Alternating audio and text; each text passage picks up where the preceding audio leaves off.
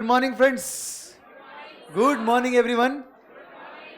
And दोस्तों, हम लोग आज क्या करने वाले हैं? तो आज हम लोग इस चैप्टर को शिद्दत से एंड करेंगे और इसके बाद हम लोग नेक्स्ट चैप्टर भी शुरू करेंगे। ठीक है, पहला काम ये रहेगा कि इस चैप्टर की कॉन्सेप्चुअल क्लैरिटी और ज्यादा रिक्वायर्ड है, वो पहले बिल्डअप कर लो थ्रू मोर क्वेश्चन। और क्वेश्चन ही कितने बचे अपने? दो बचे शायद। यस, एक नहीं दो बचे, वो दोनों कंप्लीट कर लो, जिसमें से एक तो बहुत ही आसान है, question number 9th question definitely आप इजीली कर पाओगे, कोई प्रॉब्लम नहीं है। एंड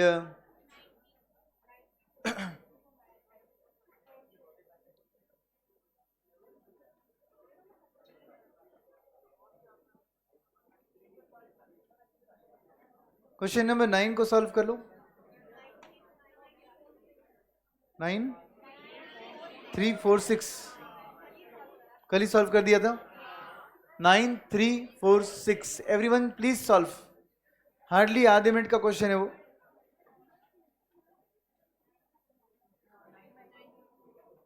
$9,346 मेरा नहीं आंसर है, ये स्टूडेंट्स का आंसर है। करेक्ट है क्या? क्या उधर भी आ रहा है सबका आंसर? क्या बोला है? You need ₹10,000 for buying text book next year. तो ये 10,000 कब चाहिए आपको? एक साल बाद चाहिए। तो ये कौन सा वैल्यू बन गया? कौन सा वैल्यू बन गया? Future value. And they are saying you can earn 7% interest. ये आपका बन गया R is 7%। How much you need to invest today means ये लोग पूछ रहे प्रेजेंट वैल्यू कितना। प्रेजेंट वैल्यू कितना आपको बोलो मुझे। सबसे पहली बात, सबसे सिंपल बात पूछता हूं। Last bench both of you, आराम से बात करना, बाद में इधर ध्यान दो फिलहाल, बाद में के गप्पे होते रहेंगे आपके। क्या आंसर आया आपका? आंसर कहाँ आएगा सर? क्वेश्चन कौन सा है ना? किया? हाँ, तो प्रेजेंट वैल्यू आपको पूछ रहे हैं, आपको फ्यूचर वैल्यू दी है, तो ये सिंगल है, मल्टीपल है, एन्युटी है? सिंगल कैश फ्लो है। क्यों? 10,000 after 1 year 1 time. Correct. Now the second question is कि सिंगल कैश फ्लो का प्रेजेंट वैल्यू का फॉर्मूला क्या है?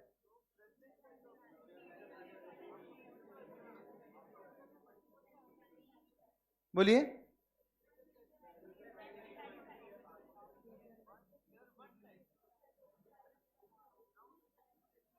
Present value is equal to future value into present value factor R comma N. Right, इसका volume कम कर। So your future value is 10,000 into your factor is 1 divided by 1.07, बराबर ना? 1 divided by 1.07 कितना आता है? 0.9346. So 9346 is your answer. Present value. What is the meaning of 9346? आज अगर 9346 इन्वेस्ट करोगे एट द रेट 7%, तो एक साल बाद 10,000 रुपए आपके खाते में रहेंगे for buying textbooks. Everyone, are you very clear? Understanding? एकदम इजी है। Yes, therefore we need to invest ₹9346। लिख दो उधर।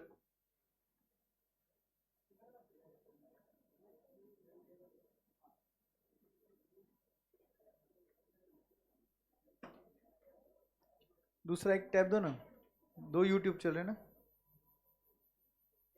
Therefore we need to invest ₹9346. Done. Now इसके बाद हम लोग कौन सा क्वेश्चन सॉल्व करने वाले? एक क्वेश्चन बचा है, क्वेश्चन नंबर 4। क्वेश्चन नंबर 4 पे आइए।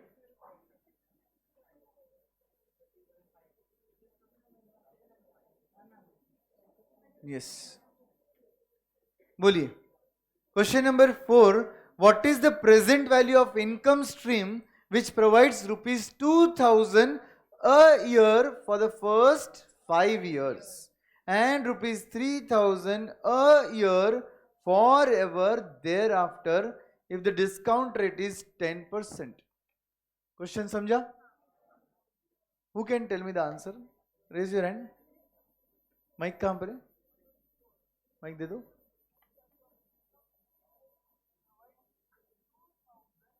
इसका वॉल्यूम कम कर दो.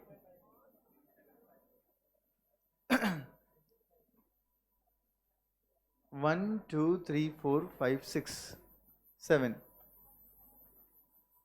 8 9. बस इतने ही लोग हैं, सिर्फ इतने ही लोग हैं. ओके चलो बोलो. हर साल फर्स्ट 5 इयर्स हम 2,000 इन्वेस्ट करेंगे, उसकी प्रेजेंट वैल्यू निकले. हर साल हम 2,000 इन्वेस्ट नहीं, करेंगे. नहीं, मिलेंगे हमको मिलेंगे तो उसके आज की प्रेजेंट वैल्यू उसकी आज की प्रेजेंट वैल्यू निकालना है. ओके वो आएगी 7582 वो आएगा 7582. ठीक है. और 3,000 उसके बाद कंटिन्यूअसली होगा.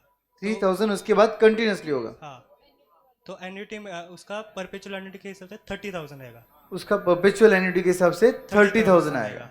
तो टोटल आ जाएगा 37,582. 37,582. आपका आंसर सेम है? यस और नो? यस. इधर नो. और किसी का आंसर था ना उधर, एक हाथ ऊपर किया था आपने. सेम आंसर है? नहीं है. आपका अलग है? सेम है? सेम डिफरेंट है? आप दोनों का सेम है डिफरेंट है? ठीक है.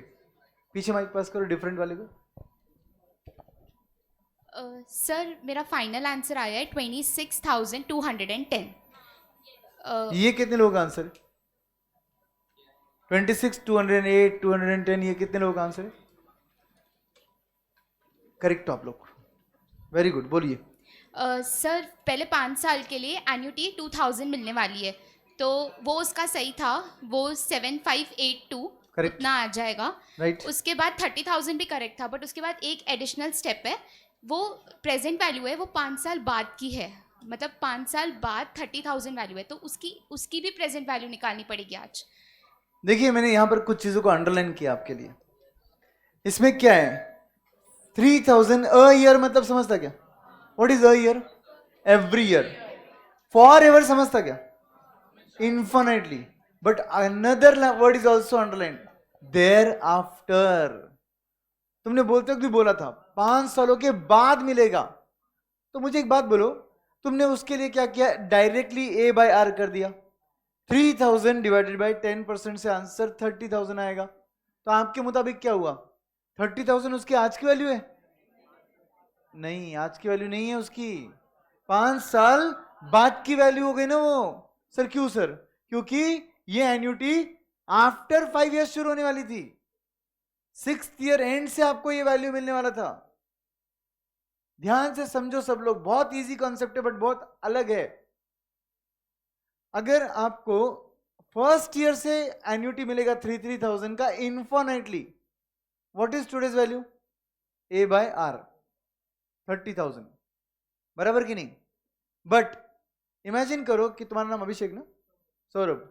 तो सौरभ को मैंने दिया फर्स्ट ईयर से 3,000 और सपोज मैंने पे किया, तुम्हारा नाम क्या था? कशिश. कशिश को मैंने पे किया है आफ्टर 5 इयर्स मतलब 6th ईयर से एवरी ईयर 3,000. तो दोनों में डिफरेंस रखा कि नहीं रखा? मैंने रखा है. क्या डिफरेंस है? वो जो फर्स्ट 5 इंस्टॉलमेंट्स है वो कशिश को मिले ही नहीं, मगर इसको तो मिले. समझे कुछ? इसका मतलब क्या हुआ? इसका answer present value is equal to A by R correct है, बट कशिश के लिए आंसर ए बाय आर से आंसर आज का वैल्यू नहीं आ रहा है, 6th ईयर बिगिनिंग का आ रहा है. क्यों 6th ईयर बिगिनिंग सर? क्योंकि पहले 5 साल मैंने कशिश को कुछ भी नहीं पे किया, 6th ईयर एंड से पे किया. तो जहां से वो एन्युटी शुरू हुई थी उस साल के बिगिनिंग पे वो वैल्यू आ चुकी है. 6th ईयर एंड मतलब क्या हुआ? 6th ईयर बिगिनिंग मतलब क्या हुआ? 5 ईयर का एंड. और आपको वो सोचकर वो 30,000 को क्या करना पड़ेगा? प्रेजेंट वैल्यू पे लाना पड़ेगा. Are you understanding the problem what I am telling you? Solution बाद में सोचेंगे कि क्या आता है. प्रॉब्लम क्या है समझा क्या? एक पर्सन है जिसको फर्स्ट ईयर से एन्युटी मिल रहा है इन्फिनिट तक, ए बाय आर से उसका आंसर 30,000 एब्सोल्युटली करेक्ट. दूसरा पर्सन पहले 5 इंस्टॉलमेंट दिए ही नहीं, आप 6th ईयर से इंस्टॉलमेंट शुरू कर रहे हो और उसका भी प्रेजेंट वैल्यू आप बोल रहे हो A by R 30,000. Do you feel it is correct? Obviously not. पहले 5 इंस्टॉलमेंट तो उसको गए नहीं, 6th ईयर से इंस्टॉलमेंट शुरू हो रहा है. ए बाय आर से जो वैल्यू आ रही है वो 6th ईयर के बिगिनिंग की वैल्यू आ रही है. 6th ईयर का बिगिनिंग का वैल्यू कितना है? 30,000. सिंगल अमाउंट है कि एवरी ईयर है? सिंगल अमाउंट 30,000 है उधर, क्योंकि तुमने क्या किया, 33,000 का इकट्ठा एक वैल्यू निकाला. कितना? 30,000. कहां खड़ा है? 6th ईयर के बिगिनिंग में. But as you all discussed with me so many times कि बिगिनिंग ऑफ द ईयर के लिए अपन कुछ नहीं कर सकते, अपने को प्रीवियस ईयर का एंड पकड़ना पड़ता है. देयरफॉर 5th ईयर का एंड वैल्यू है वो. तो 5th ईयर का फ्यूचर वैल्यू अगर मुझे दिख रहा है 30,000 है, तो can we bring that 30,000 to year 0? Yes. Discount using single cash flow formula. Future value is equal, present value is equal to future value into present value factor. समझे कि नहीं? तो चलो एक काम करते हैं, थोड़ा एक्सप्लेनेशन इधर लिखता हूं मैं आपके लिए ताकि आपको थोड़ा समझे. ईयर 0 मतलब क्या हुआ? ईयर 0 मतलब present value. Can I call year 0 as present value? Okay. Year 1 2 3 4 5. Every year क्या मिल रहा है आपको? क्या मिल रहा है? फर्स्ट 5 इयर्स क्या मिला आपको? रुपीज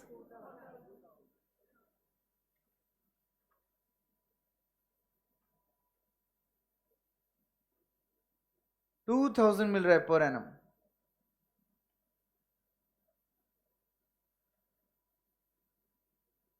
$3,000 मिला क्या? 3,000 मिला क्या? नहीं मिला ना? यस. 2,000 मिला. अब 6 7 8 dot dot dot dot infinite years. 6th year से क्या मिल रहा है?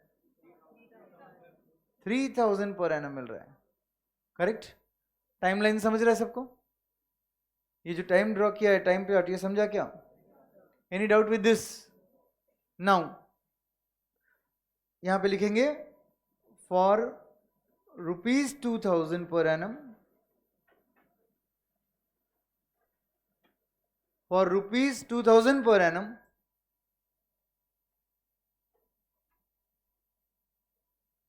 for ₹2,000 per annum for the first 5 years. For the first 5 years.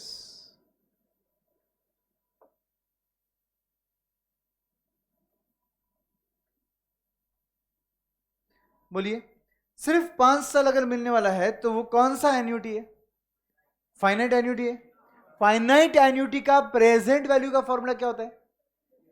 PV is equal to annuity into PV F R comma N. Correct? अब बोलिए एन्युटी कितना है? Where annuity is equal to ₹2,000, R is equal to 10% and N is equal to 1-5 years. Correct? पहले 5 साल. Okay. Take calci. 1 divided by 1.1 is equal to M plus कितनी बार? 5 times. Then MRC. So आपका present value is equal to 2,000 into 3.791 ले लेते हैं, तो आपका आंसर 7581 आता है. सर क्या ये पहले 2,000 जो मिल रहे हैं उसकी आज की वैल्यू है. ये आपका पार्ट 1 ऑफ द आंसर है. पार्ट 1 मुझे नहीं लगता किसी को कोई डाउट भी है, कोई प्रॉब्लम भी है. पार्ट 1 सबको समझा? अब आते हैं पार्ट 2 पर. तो पार्ट 2 में प्रॉब्लम क्या है सर? कि 3,000 मिल रहे हैं, पर एनम मिल रहे हैं, इनफाइनाइटली भी मिल रहे हैं, तो ए बाय आर आता है. बट प्रॉब्लम क्या है कि वो फर्स्ट ईयर से नहीं मिल रहे, 5th ईयर भी नहीं मिल रहे, 6th ईयर से 6th ईयर एंड से मिल रहे. पहले 5 साल नहीं मिला. सिक्स्थ ईयर एंड से मिलना शुरू हुआ है. So now what we need to do? If it is not from the first year then it's not the present value. अगर फर्स्ट ईयर एंड से मिलता तो वो फर्स्ट ईयर बिगिनिंग का वैल्यू होता, मतलब आज का वैल्यू होता.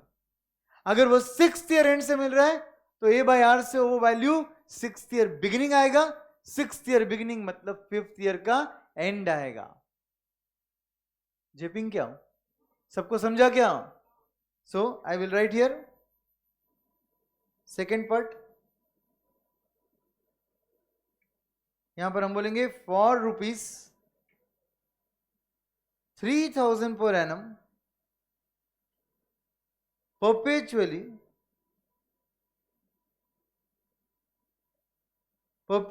बट कब से?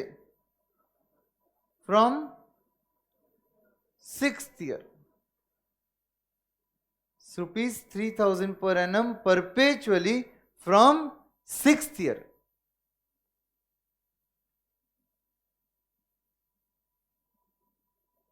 क्या सब लोग जुड़े? सब लोग समझ रहे अच्छे से क्या बोल रहा हूं मैं?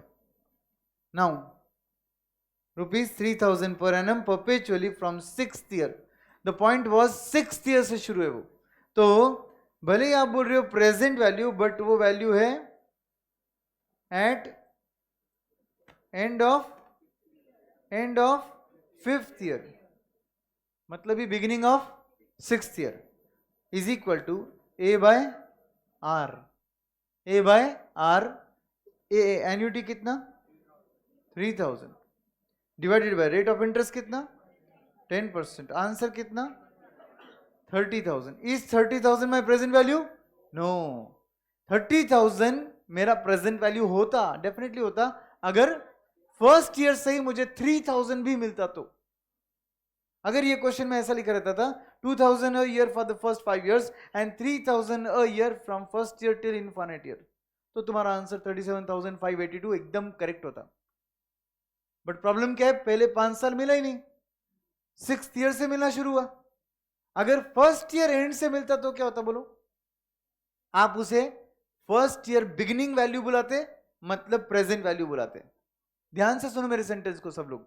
अगर फर्स्ट ईयर एंड से 3000 मिलता तो आप उसे ए बाय आर के आंसर को 30,000 को फर्स्ट ईयर बिगिनिंग मतलब 0 ईयर का आज का वैल्यू बुलाते. Do you agree? Okay. But first year end से शुरू हुआ क्या? नहीं. 3000 कहां से शुरू हुआ? सिक्स्थ ईयर के एंड से. तो अगर सिक्स्थ ईयर के एंड से शुरू हुआ है तो वो सिक्स्थ ईयर बिगिनिंग का वैल्यू हो गया, और सिक्स्थ ईयर बिगिनिंग का वैल्यू मतलब फिफ्थ ईयर एंड का वैल्यू है. Can I call fifth year end value as present value? No. इसलिए मैं सिर्फ फॉर्मूले के हद तक उसको पीवी इज इक्वल टू बोल रहा हूं. इसलिए ब्रैकेट में तुरंत लिख दिया अपन ने. Though we are calling it as present value but it is standing at the end of fifth year. Are you with me? सब लोग समझे क्या? नाउ इससे जो आंसर आया 30,000 वो फिफ्थ ईयर के एंड का है. Therefore present value is equal to future value into present value factor r comma n, where future value is equal to rupees 30,000, r is equal to 10%, n is equal to कौन सा साल? Fifth year ना. n is equal to fifth year, क्योंकि वो 5वें साल में खड़ा है वैल्यू, क्योंकि वो सिक्स्थ ईयर के बिगिनिंग का वैल्यू था. Now present value is equal to 30,000 into 0.621 answer आता है. 1 divided by 1.1 is equal to 5 बार 0.621. अगर आप मल्टीप्लाई कर लोगे तो आपका प्रेजेंट वैल्यू 18,630 18,630 आता है. चेक करो आता है क्या? 18,630 क्या है सर? जो तुम्हें सिक्स्थ ईयर से इनफाइनाइट ईयर्स तक 3,000 मिल रहे हैं ना, उन सब की आज की वैल्यू है. सर 30,000 क्या था? वो सिक्स्थ ईयर एंड से इनफाइनाइट ईयर्स तक की सिक्स्थ ईयर की बिगिनिंग की वैल्यू थी. तुमको सिक्स्थ ईयर बिगिनिंग की वैल्यू नहीं चाहिए थी, तुम्हें आज की वैल्यू चाहिए थी. तो व्हाट आई एम सेइंग कि वो सिक्स्थ ईयर बिगिनिंग है, मतलब वो 5th ईयर एंड है और 5th ईयर एंड को मैंने क्या किया, 0 ईयर पे लाया, डिस्काउंटिंग किया और फाइनली मेरा आज का वैल्यू कितना आया, 18,630. Therefore, total present value of income stream, total present value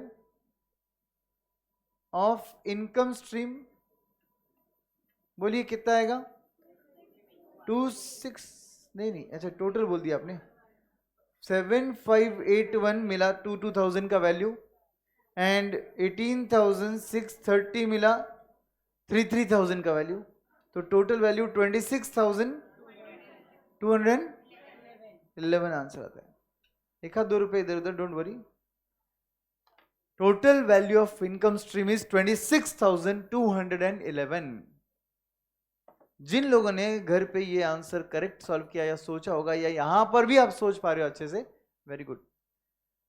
जिन लोगों को समझाने के बाद समझा, एब्सोल्युटली कोई प्रॉब्लम नहीं, आपको समझा, दैट्स इंपॉर्टेंट. जिन लोगों को समझाने के बाद भी नहीं समझा, प्लीज आस्क मी, ताकि ये क्लियर हो जाए अपना कंसेप्ट. मेरे पास एक और तरीका है इसको सॉल्व करने का. ये तरीके से भी सॉल्व होता है ऑब्वियसली, ये सबसे इजी तरीका है, सबसे लॉजिकल तरीका है, बट एक और तरीका भी है, जानना चाहोगे? ये देखिए,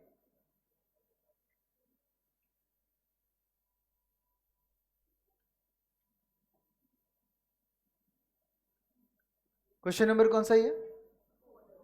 4. क्वेश्चन नंबर 4, 3000 का डिस्कशन करते. 2000 तो बहुत इजी है. ईयर 0 मतलब present value. First year, second year, third year, fourth year, fifth year, इन सालों में 3000 नहीं मिला. I am talking only about 3000 now. 6th year, 7th year, 8th year, dot dot dot infinite years तक, 6th year के and से, 6th year के and से एवरी ईयर कितना मिला, 3000 पर एनम मिला. बराबर? Everyone with me? Now all together different method I am giving you to understand the same condition. Okay, देखिए अभी इमेजिन कीजिए कि यहां से फर्स्ट ईयर से ही अगर वो मिल जाता इन्फिनिट ईयर्स तक, तो आप सॉल्व कर सकते. कीजिए. PV is equal to A by R, तो 3000 डिवाइडेड बाय 10%, तो आंसर कितना, 30,000. यह आंसर मेरा फाइनल आंसर बनता अगर फर्स्ट ईयर से एन्युटी शुरू होता तो. Do you agree?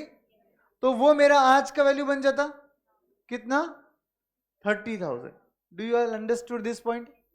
Okay, now tell me कि फर्स्ट ईयर मिला नहीं, सेकेंड ईयर नहीं मिला, थर्ड नहीं मिला, फोर्थ नहीं मिला, फिफ्थ नहीं मिला, ये 5 साल में आपको 3,000 नहीं मिला.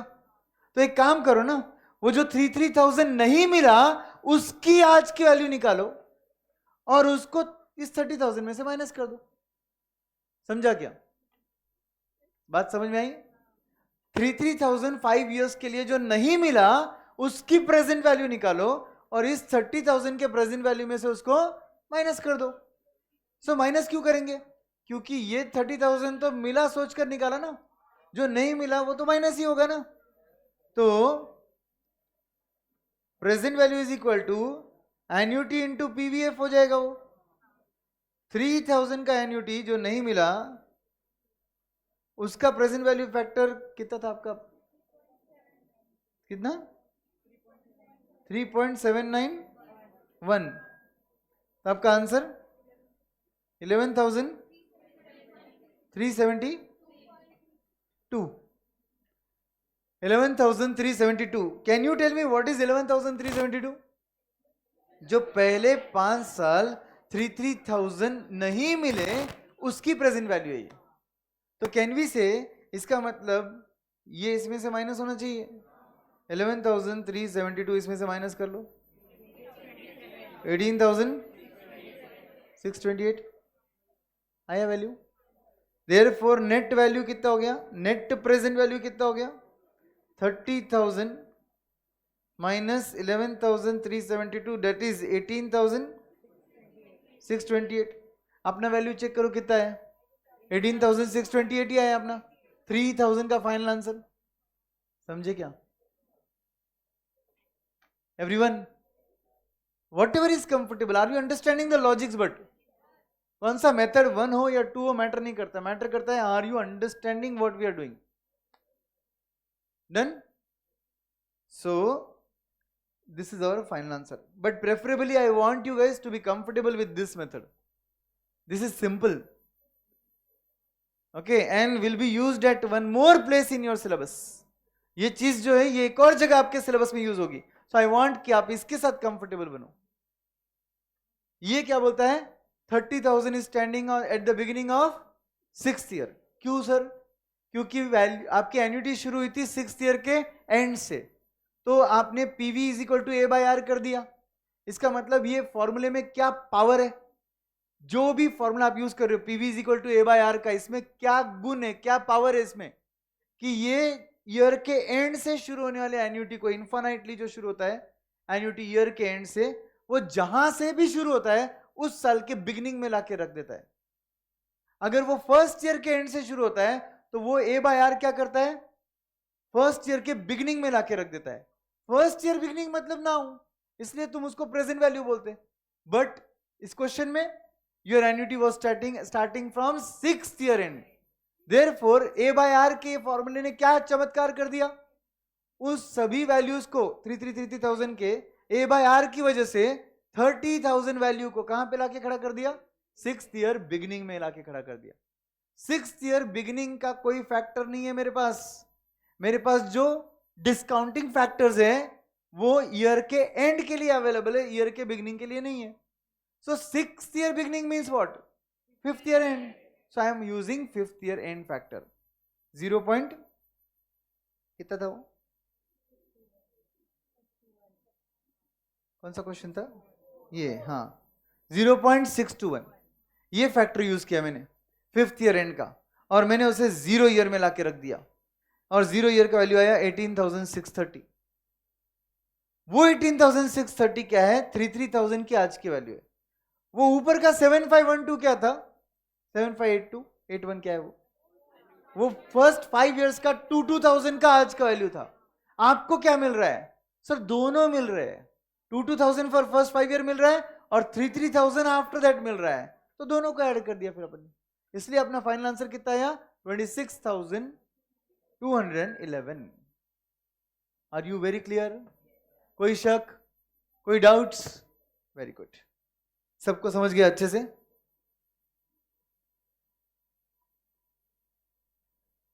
सर समझ तो गया है, बट वर्डिंग में थोड़ा कंफ्यूजन हो रहा है, वो बता दो please.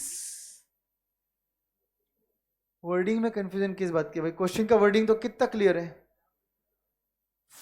₹3,000 a year forever thereafter. ₹3,000 a year बोल दिया मतलब क्या हो गया? पर ईयर, एवरी ईयर हो गया वो. अ ईयर समझता ना? एंड फॉर एवर मतलब क्या हो गया? परपेचुअली. फॉर एवर मतलब नेवर एंडिंग, मतलब ही infinite annuity. And thereafter मतलब क्या हुआ? 5 सालों के बाद, मतलब ही 6th ईयर ऑनवर्ड्स. समझे? तो इसीलिए तो ये सब किया अपन ने, वर्डिंग ऐसा था, इसलिए तो अपन ने अंडरलाइन कर करके इसको सॉल्व किया वैसे प्रॉपरली. चलिए अब इस चैप्टर में आपके पास थोड़ा कुछ पार्ट हमको सॉल्व ये समझना है थ्योरी वाला, और फिर हम आगे बढ़ते हैं. एग्जाम में थ्योरी इंपॉर्टेंट नहीं है, 10 मार्क का आता है, ऑप्शन में छोड़ सकते हो आप. थ्योरी में कितना भी अच्छा समझा दूं, आपको एट द एंड पढ़ना ही पड़ता है घर में. तो मैं आपको टचअप करता हूं कि कॉन्सेप्ट्स क्या क्या है. एजेंसी प्रॉब्लम, एजेंसी कॉस्ट मिला आपको, पेज नंबर 10 पर मिलेगा. देखो, agency problem, agency cost. What exactly is agency problem and agency cost? Companies ने बिजनेस की दुनिया में अलग ही कुछ कर दिया. क्या कर दिया कंपनी जब आई तब कंपनी ने सबसे अलग चीज क्या की? शेयर्स कैपिटल पब्लिक से लिया. तो क्या पब्लिक जाकर बिजनेस पे बैठता था? बिजनेस किसको चलाने दिया? Board of directors. क्या बुलाया उनको? मैनेजर्स. तो फिर ओनर्स कौन है? Share holders. कंपनी ने सबसे अलग चीज क्या की? ओनर्स को और मैनेजर्स को अलग अलग कर दिया. ये पढ़ा होगा आपने, कॉमर्स के बिगिनिंग में ही पढ़ा होगा शायद आपने, कि कंपनीज आने की वजह से क्या हुआ, ओनरशिप अलग हो गया और मैनेजमेंट अलग हो गया. Who are the managers? Board of directors. Who are the owners? Shareholders. अच्छा, सपोज फॉर एग्जांपल वो हाईली पेड मेरे 5 लोग, हाँ, यस, तो ये कौन किसके लिए काम करे? रिलायंस के लिए काम करे. और रिलायंस के हम सब लोग कौन है? Share holders. एग्रीड? तो मुझे एक बात बोलो, इनका प्राइमरी ड्यूटी क्या है? अपने इंटरेस्ट में काम करे. अपन कौन? Share holders. कौन है शेयर होल्डर भाई? ओनर्स. ओनर्स, बराबर. शेयर होल्डर्स कौन है? ओनर्स है. और ये लोग कौन है? ये हमारे रिप्रेजेंटेटिव्स है, जो हमारा काम कर रहे हैं, जिनको हमने बोला भैया तुम्हें बेस्ट इंटरेस्ट ऑफ कंपनी में काम करना है, मतलब ही तुम्हें हमारे हित में काम करना है क्योंकि हमारी कंपनी है. बट रियल लाइफ में ऐसा भी तो हो सकता है कि ये लोग अपना personal interest ahead of share holders interest रखे. हाँ या ना? कैसे सर? कमीशन लेंगे, खुद का कट लेंगे, पर्सनल बेनिफिट लेंगे जहां पर भी ट्रांजैक्शन ऑफ कंपनी होगा, और खुद का फायदा पहले देखेंगे. फॉर एग्जाम्पल, सपोज रिलायंस को इस अपने बाजीराव रोड के एरिया में प्रेस्टीज पॉइंट के नजदीक एक लैंड चाहिए, एक बड़ा लैंड चाहिए. एक बड़ा लैंड हो सकता है वो ओपन लैंड हो या जो भी कॉम्प्लेक्स है, इस पे कोई मैटर नहीं करता. रिलायंस से 2 दिन में तोड़ देगा, अपना काम शुरू कर देगा. नाउ ये प्रेस्टीज पॉइंट मेरा है, सपोज पूरा पूरा प्रेस्टीज पॉइंट. सपोज यार गरीब आदमी है, सपोज ये प्रेस्टीज पॉइंट मेरा है, ये जगह मेरी है, इसके ऊपर का पूरा बिल्डिंग मेरा है, और जितने भी ये जो क्लासेस है या जो भी ऑफिस है ये सब मैंने रेंट पे दिए. एग्जाम्पल. अब सोचो कि रिलायंस को मैं बोल रहा हूं ये जगह मैं तेरे को बेचता हूं, ठीक है. इस जगह का पर square feet cost suppose market में चल रहा है 20,000 रुपीज स्क्वायर फीट. कितना? 20,000 अ स्क्वायर फीट. जितनी जगह में अपन खड़े रहते उतना हो 20,000 रुपए, ठीक है. Maybe this might be some, I think कितना रहेगा ये? 50,000 स्क्वायर फीट का रहेगा. 50,000 स्क्वायर फीट का प्रेस्टीज पॉइंट का जगह रहेगा. लैंड बोल रहा हूं, land. I am not talking about the built up area, only land, ठीक है. कम से कम है, कम से कम है ये. तो 50,000 स्क्वायर फीट इंटू 20,000 रुपए, 100 करोड़. रिलायंस के लिए 100 करोड़ कौन सी बड़ी बात है, ठीक है. 100 करोड़ का मेरा जमीन का वैल्यू हो रहा है. मैं क्या करता है, इनके साथ सेटिंग करूंगा. ये मेरा बहुत खास है. हम क्या तुम्हारा? आबाश. तो अपना बहुत खास. अपन ने क्या बोला इसको, देख भाई ये जमीन का डील तू रिलायंस का करा दे, सामने जो ओपन प्लॉट है ना वो भी मेरा ही है, ठीक है. तो ऑटोमेटिकली उस ओपन प्लॉट का वैल्यूएशन बढ़ जाएगा. हाँ या ना? एंड एक काम कर, ये डील अगर हो गया 25,000 स्क्वायर फीट में, रियल वैल्यू उसका 20,000 स्क्वायर फीट है, मैं बोल रहा हूं उसको 25,000 पर स्क्वायर फीट डील करा दे, और सामने के प्लॉट में तेरे को 1,000 स्क्वायर फीट फ्री. सामने के प्लॉट में तेरे को 1,000 स्क्वायर फीट बेच दिया. उसका फायदा क्या है मालूम है? 25,000 रुपीज का भाव हो जाएगा, आज 20 का है, इंटू 1,000 रुपीज, तो इंटू 1,000 स्क्वायर फीट उसका जगह पर बेनिफिट है. और रिलायंस का क्या नुकसान है? 5,000 रुपए पर स्क्वायर फीट का ओवर वैल्यूएशन, जो है ही नहीं, बट ये इसकी वजह से सेटिंग कर कर मिल जाएगा अपने को.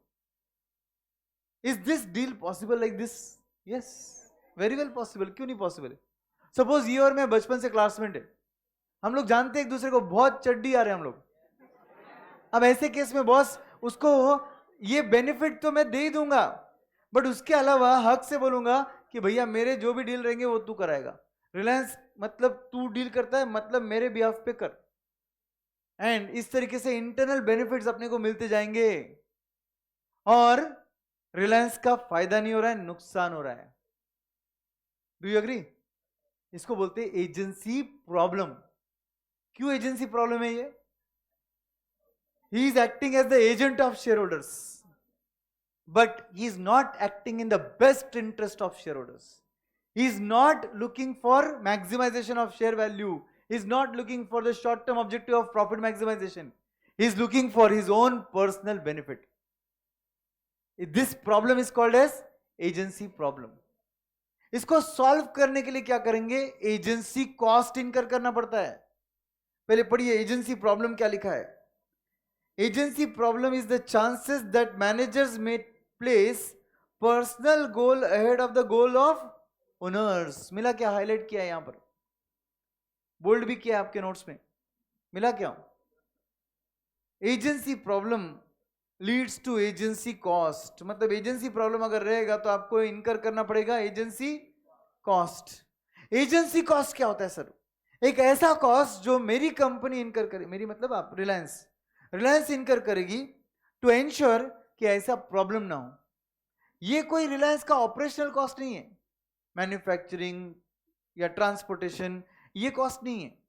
ये एडिशनल कॉस्ट रिलायंस को over and above normal cost bear करना पड़ता है just to ensure that there should not be agency problem. क्या बोला, समझा? एजेंसी प्रॉब्लम नहीं होना चाहिए, इसलिए कंपनी जो एडिशनल खर्चा करती है उस खर्चे को हम बुलाते हैं एजेंसी कॉस्ट. देखो लिखा है आगे, agency cost is the additional cost borne by the shareholders to monitor the manager and control their behavior so as to maximize the shareholders wealth. समझा क्या? ये कंपनी के खर्चे ऐसे हैं जो इसलिए इनकर हो रहे हैं ताकि ये जो कंपनी के बोर्ड ऑफ डायरेक्टर्स है, जो हमारे शेयरहोल्डर्स के एजेंट है, ये लोग बेस्ट इंटरेस्ट ऑफ शेयरहोल्डर्स के लिए काम करना चाहिए, ना कि खुद के लिए. इसीलिए हम लोग इन पर खर्च करते हैं. क्या खर्चा करते हैं? 4 टाइप का खर्चा करते हैं. पहला एजेंसी कॉस्ट है मॉनिटरिंग. नाम से ही समझ गया होगा आपको. उसके हर एक की पर्सन को क्या करना चाहिए? कंपनी ने मॉनिटर करना चाहिए. कंपनी के की पर्संस पर कंपनी की नजर होनी चाहिए कि नहीं होनी चाहिए? यस और नो? Obviously yes.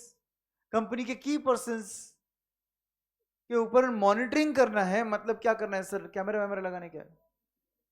जो उनका बिहेवियर है उसको वॉच करो, उनके बैंक अकाउंट्स को स्क्रूटिनाइज करो, उनके बैंक अकाउंट में कौन सा पैसा आ रहा है, उनके नाम पे कौन सी प्रॉपर्टी हो रही है, उनके फैमिली के नाम पे कौन सी प्रॉपर्टी हो रही है. अगर आप ये पूरी जांच रखोगे तो ऑटोमेटिकली आपको समझ जाएगा कि वो पर्सनल बेनिफिट नहीं ले पा रहा है, और यही अपने को चाहिए.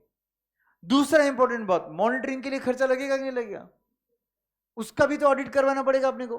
कंपनी का ऑडिट रिलायंस का तो हो ही रहा है, बट रिलायंस क्या करेगा? उसका पर्सनल ऑडिट भी करवाएगा, उसके फैमिली ऑडिट्स भी करवाएगा, जस्ट टू इंश्योर कौन से एसेट्स है उनके नाम पे, कौन से बैंक बैलेंसेस है, क्या है. दूसरी इंपॉर्टेंट बात, बॉन्डिंग. बॉन्डिंग मतलब बोलते ना बॉन्ड. तो फील कराओ इन मैनेजर्स को कि कंपनी इनकी है, और इसीलिए कंपनी अगर इनकी है ये फीलिंग आ जाए तो ऑटोमेटिकली ये कंपनी के साथ कभी गद्दारी नहीं करेंगे. हाँ या ना? कभी उनको सौतेला फील कराओ ही मत कि भाई तुम्हारी कंपनी नहीं है. तुम उनको ऐसा फील कराओ मत, अरे तुम तो नौकर हो शेयर होल्डर्स के, क्या कर रहे हो. मानू में पगार लेते बट नौकर तो ना बुलाओगे आप. दिन रात मेहनत भी तो वो भी कर रहे हैं, तो क्या बोलेंगे? ईसॉप दे दो, सबसे बेस्ट एम्प्लॉय स्टॉक ऑप्शन. तो ये केस में वो भी लोग भी शेयर होल्डर बन जाते हैं. अब इनका शेयर होल्डिंग अगर आ गया तो ऑटोमेटिकली ये best interest of share holder में काम करेंगे, और इससे कंपनी का उनका बॉन्ड बन जाएगा. फॉर एग्जांपल उसको कुछ पर्सनल एक्सपेंस आ गया अचानक से, कंपनी विल बेयर. आप बोलोगे sir why company will bear? Just to make sure कि वो फील करे कंपनी उसकी है. समझा कि नहीं?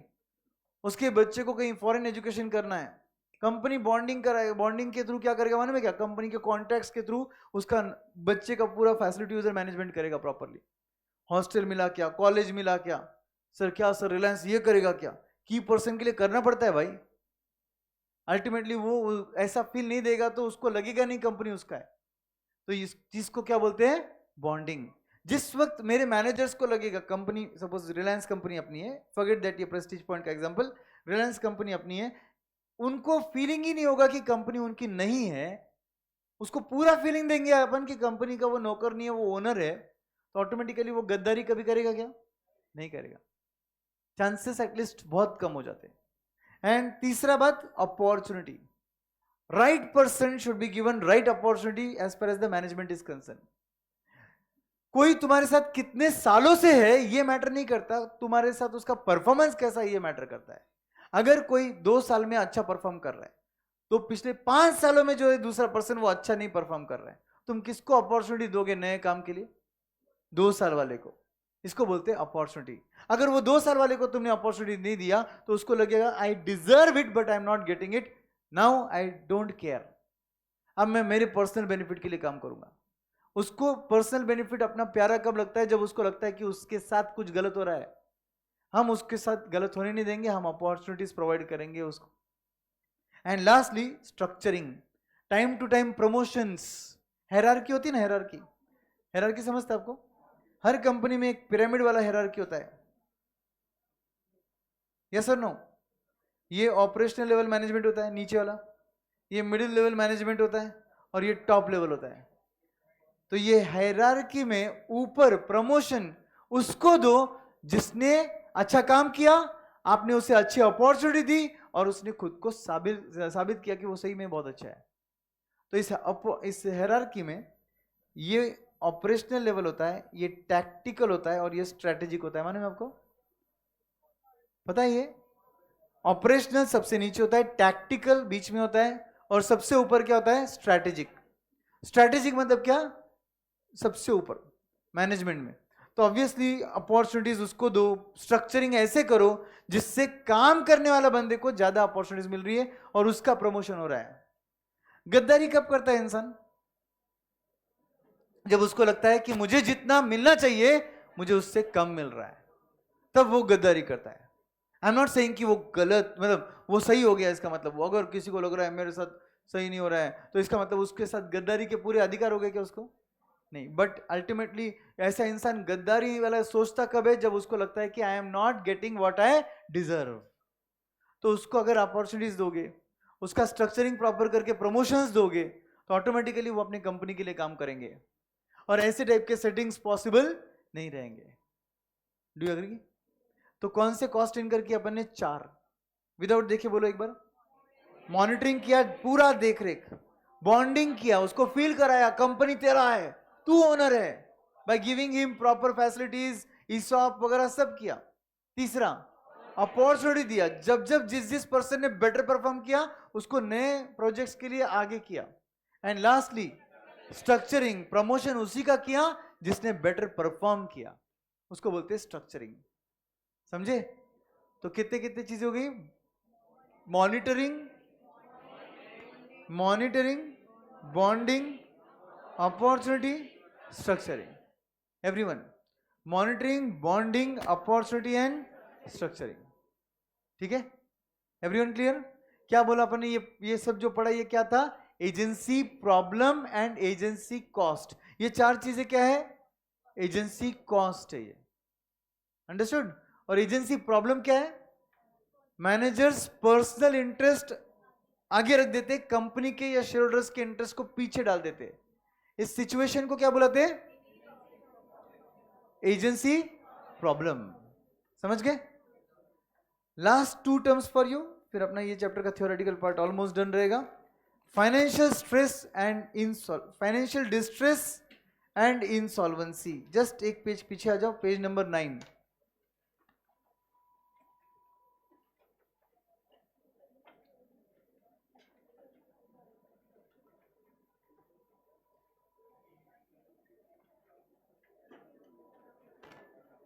Financial distress and insolvency.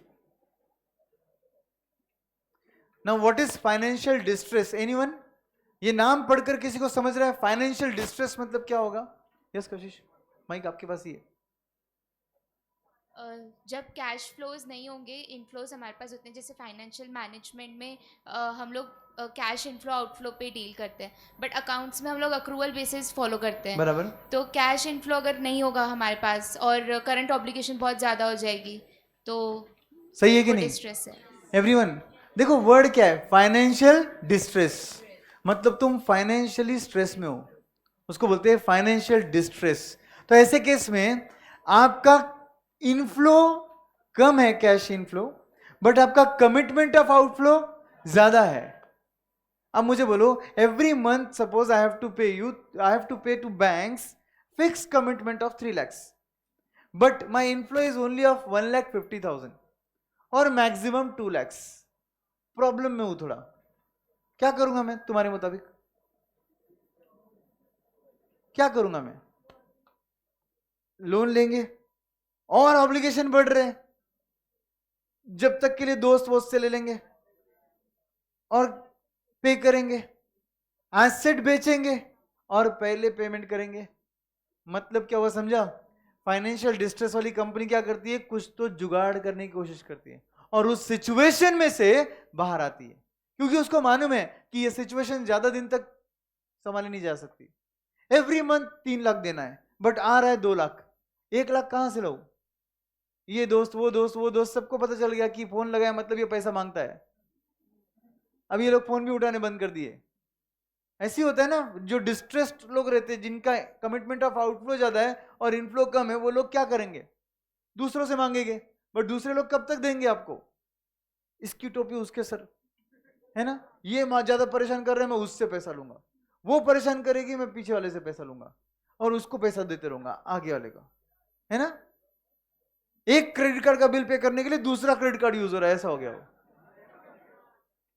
ऐसा ही हो गया ना? तो ऐसा ज्यादा दिन तक नहीं चल सकता. अल्टीमेट सॉल्यूशन इधर से किसी ने बोला था, एसेट बेच दो. एसेट बेचना पड़ेगा, वो भी मार्केट वैल्यू से कम में बेचना पड़ेगा, क्योंकि जरूरत आपकी है. मार्केट वैल्यू से ज्यादा में कोई खरीदने वाला नहीं है.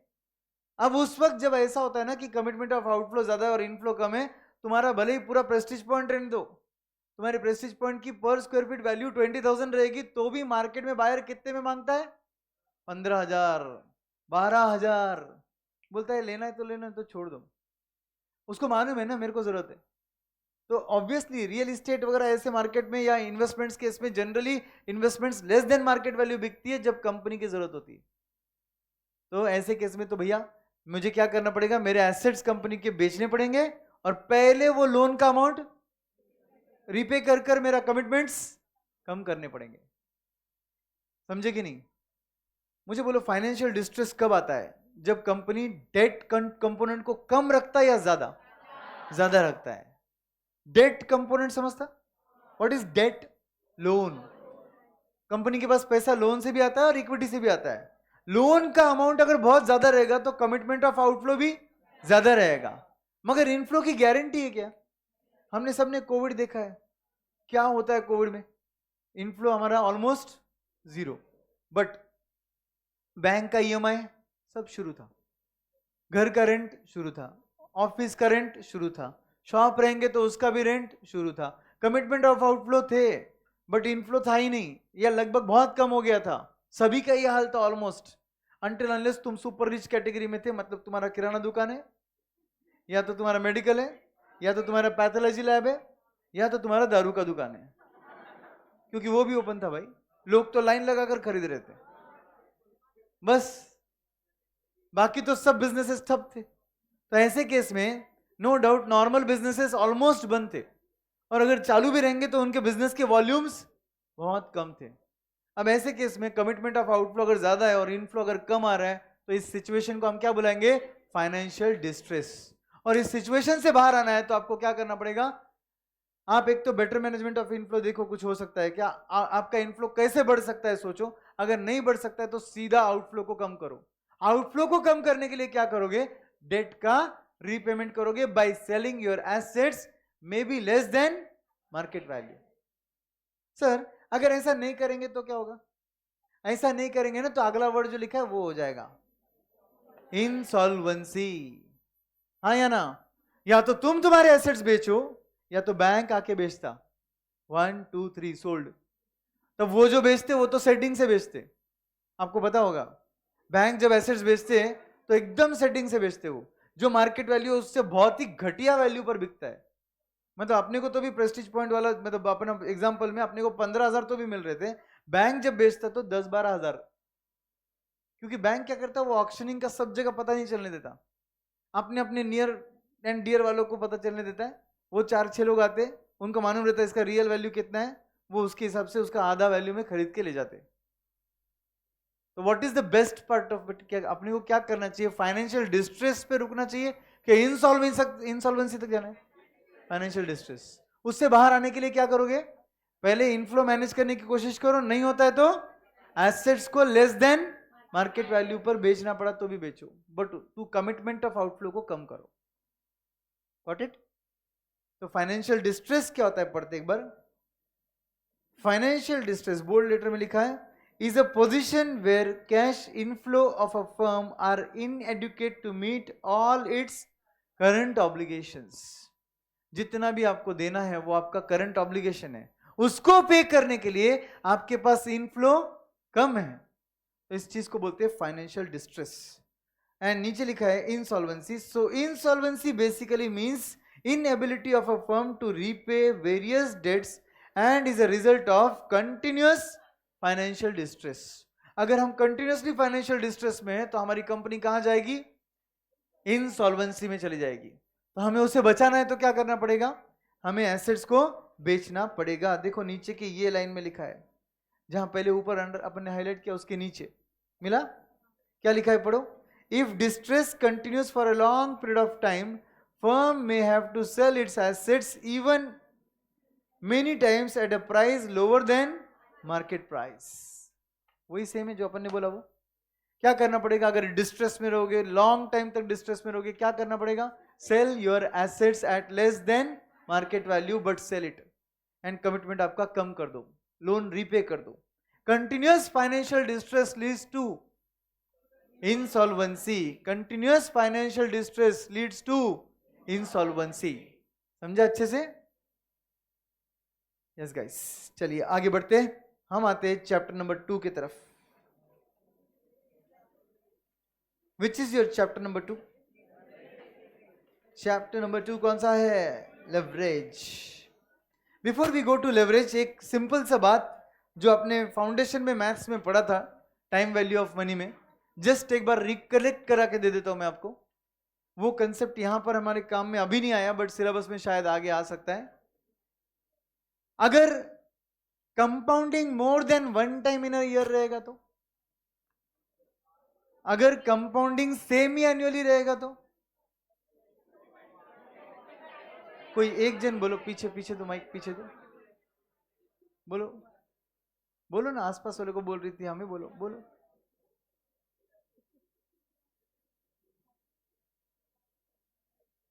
हेलो हाँ सर, अगर 2 बार कंपाउंडिंग हो रही है ईयर में तो रेट आधी हो जाएगी और नंबर ऑफ ईयर्स डबल कर लेंगे, मतलब सही बोल रहे हैं। अगर कंपाउंडिंग सेमी एनुअल है तो पहले मतलब समझ लो, सेमी एनुअल कंपाउंडिंग का मतलब होता है साल में आपको 2 बार इंटरेस्ट मिलेगा। अगर रेट ऑफ इंटरेस्ट 12% चल रहा है तो आपको 24% मिलेगा क्या, नहीं ना, 6% से 2 बार मिलेगा। तो क्या करना पड़ेगा, उसके मुताबिक R को डिवाइडेड बाय 2 करना पड़ेगा। एंड अगर 2 साल का इन्वेस्टमेंट है तो क्या 2 सालों में 2 बार मिलेगा, नहीं 4 बार मिलेगा। तो 2n इंटू 2 करना पड़ेगा। तो यहां पर हम लोग लिख सकते हैं, इफ, एक्स्ट्रा पेज है ना, इफ कंपाउंडिंग इज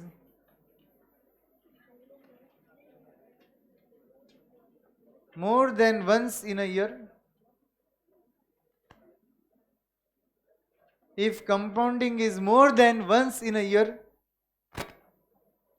जैसे फॉर एग्जाम्पल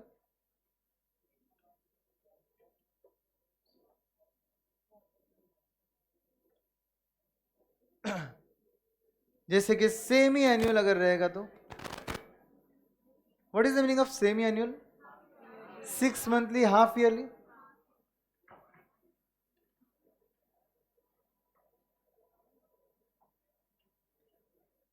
ऐसे केस में R will be divided by 2 and N will be multiplied by 2। तो उसको 2 years अगर रहेंगे ना तो 4 टाइम्स बोलते, फिर 4 ईयर नहीं बोलते, 4 टाइम्स, समझे। एंड अगर रेट ऑफ इंटरेस्ट आपका 12% रहेगा तो इट विल बिकम 6%। देन अगर जस्ट फॉर एग्जांपल क्वार्टरली ले लेते हैं, what is quarter, period of period of 3 months is called as 1 quarter। तो क्वार्टरली अगर रहेगा आपका इंटरेस्ट तो क्या होगा? कंपाउंडिंग। साल में 4 बार, अगर साल में 4 बार है तो 12% को डिवाइड बाय 4 करना पड़ेगा, तो 3% मिलेगा। और 2 सालों में इंटू 4 कर कर 8 बार मिलेगा। एग्जाम्पल था 2 years एंड एग्जाम्पल था 12%। समझा क्या? तो ऐसे केस में अगर क्वार्टरली रहेगा तो can we say R will be divide by 4 and N will be multiplied by 4। तो आपके कोई भी फॉर्मूले बदलते नहीं है, सिर्फ आर और एन बदलता है, सिर्फ आर और एन बदलता है।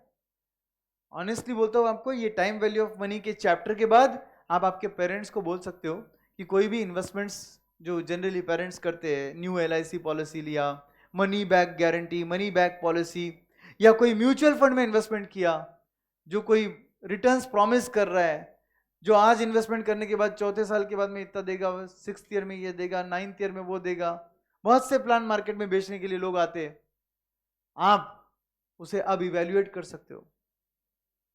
इनफैक्ट आप बैंक का EMI खुद निकाल सकते हो। मालूम है अभी कैसे निकालेंगे सर हम बैंक का EMI? What ever loan you have taken today, वो क्या है? प्रिंसिपल है। मालूम है वो क्या है? मगर present value. What ever loan you have taken today is present value. अरे वो प्लांट एक्सपेंशन वाला क्वेश्चन था ना, तो उसमें 20 लाख का इन्वेस्टमेंट था, 3 लाख तुमने दिया, 17 लाख का लोन लिया आज के वैल्यू में, तो वो प्रेजेंट वैल्यू था। तो वैसे ही आपके पेरेंट्स ने अगर कोई होम लोन लिया रहेगा लेट्स से 40 लाख का, तो what is 40 lakh? Present value.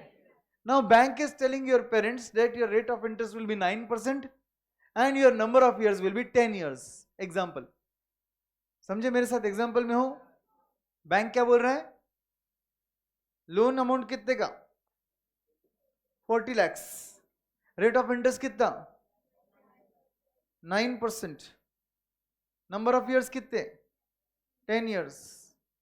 अब आप मुझे बताओ, ये बन गया प्रेजेंट वैल्यू, ये बन गया आपका रेट ऑफ इंटरेस्ट, ये बन गया आपका number of years, but instalment जो दिया जाएगा बैंक को आपके पेरेंट्स की तरफ से, वो ये एवरी ईयर देंगे या एवरी मंथ देंगे? क्या लगता है? बैंक का EMI पे होता है।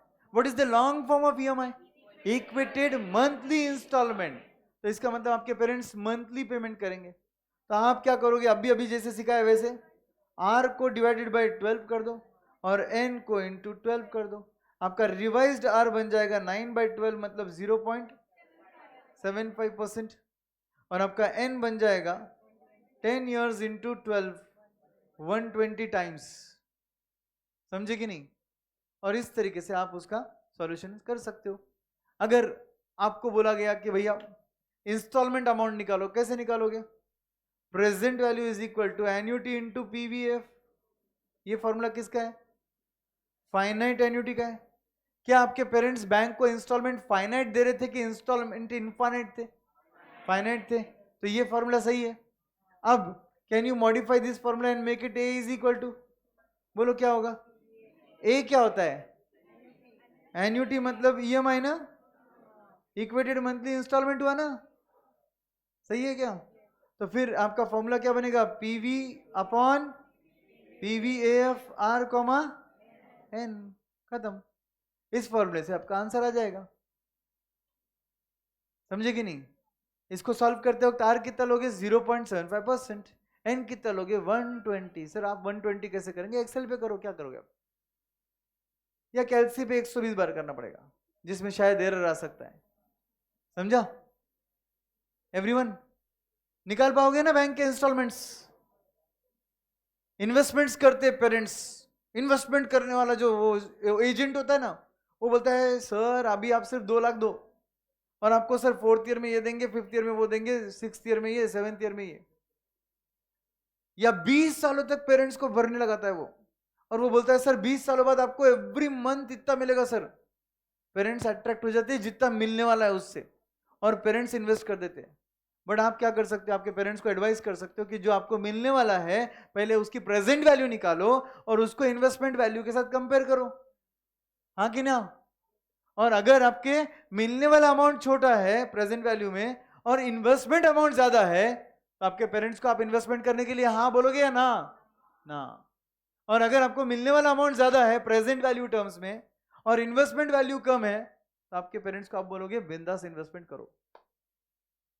समझे क्या? तो इन्वेस्टमेंट के फैसले आज से फैमिली में आप भी ले सकते हो। वो अलग बात है आपके पेरेंट्स आप पे विश्वास कितना करते हैं ये आपको ही मालूम है, बट एक्चुअली आप थोड़ा सा इवेल्युएट करके सच में ये नॉलेज को यूज कर सकते हो। आइडिया तो आ गया आपको कि क्या बोले जा रहा है। चलिए, लेवरेज।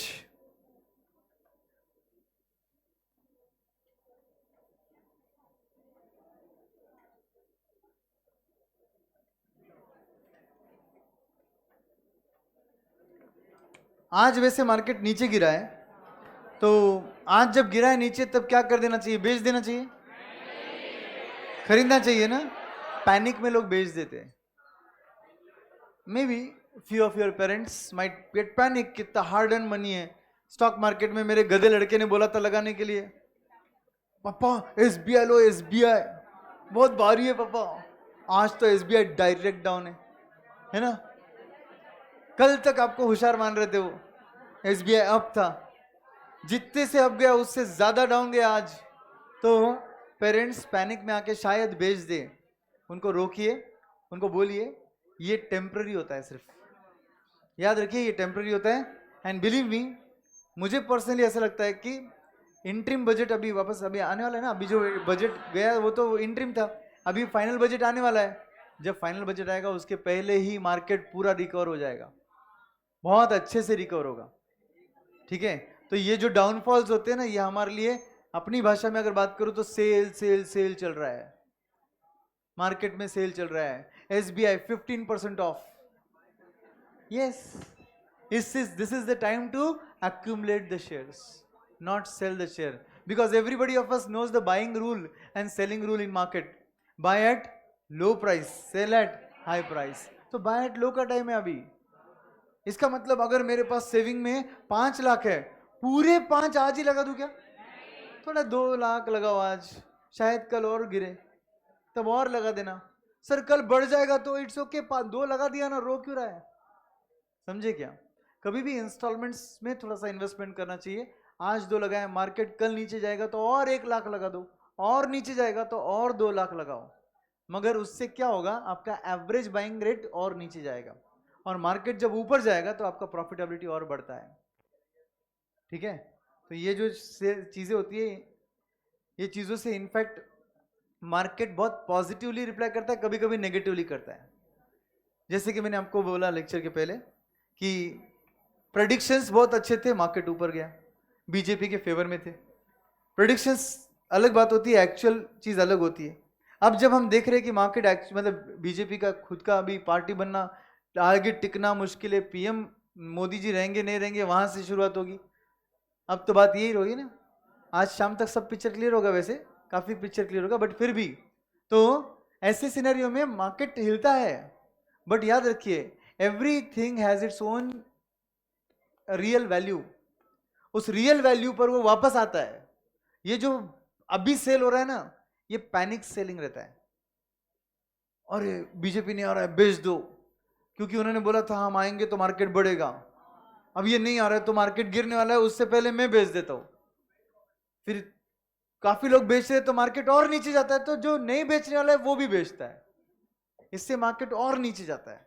बट याद रखिए, उस वक्त जिनके पास बहुत फंडिंग सेविंग जमा रहती है ना, वो लोग बेचते नहीं, वो इन्वेस्ट करते हैं, और इसीलिए वो अमीर बनते हैं। तो ये टाइम एक्चुअली इन्वेस्टिंग का टाइम रहता है, मगर पूरा अमाउंट एक साथ इन्वेस्ट नहीं करना होता है, ट्रेंचेस में इन्वेस्टमेंट करना होता है।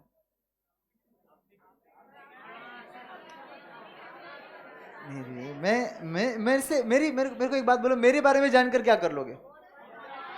सिंपल है, मेरे बारे में जानकर क्या कर लोगे? अल्टीमेटली स्ट्रैटेजी मैं आपको बता रहा हूं, बहुत सिंपल स्ट्रैटेजी भी बताया मैंने, ये भी बताया कि कैसे इंस्टॉलमेंट्स में इन्वेस्टमेंट होना चाहिए। अब मैं गरीब आदमी, मेरा इन्वेस्टमेंट्स कितना रहेगा? हजारों में रहेगा, पूरा पोर्टफोलियो 1 लाख के अंदर है, वो भी जिंदगी भर की आज तक की मेहनत।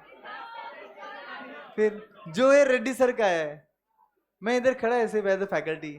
हाँ, तुम तो जानते हो उनका स्टाइल भी कैसा रहता है। हाँ बच्चों, ऐसे खड़ा है आदमी, मार्केट हिलने तो कुछ भी नहीं, तो वो ऐसे ही खड़े थे स्टेबल।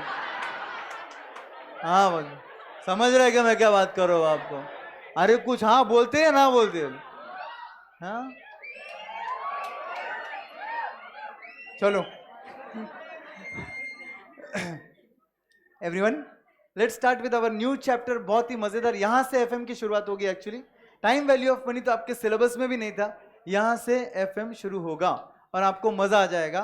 Leverage, okay. आपके टेक्स्ट बुक्स खत्म हो गए, तो आज शाम में वापस टेक्स्ट बुक्स आने वाले, मेरी बात हो गई है। आज शाम में नहीं आते तो कल सुबह आ ही जाएंगे पक्का, ठीक है। जिन लोगों के डिस्पैचेस ऑन द वे रहेंगे, ऑब्वियसली वो सब हो ही रहे, वहां पर कोई प्रॉब्लम नहीं है शॉर्टेज का, क्योंकि वो बुक का डिपार्टमेंट ही अलग है। लेवरेज की बात करेंगे दोस्तों। सबसे पहले लेवरेज का बेसिक मीनिंग मैंने क्या बताया आपको? सब लोग मेरे साथ रहेंगे, बोलो। Leverage means advantage. तो ये चैप्टर का नाम है लेवरेज। इस चैप्टर में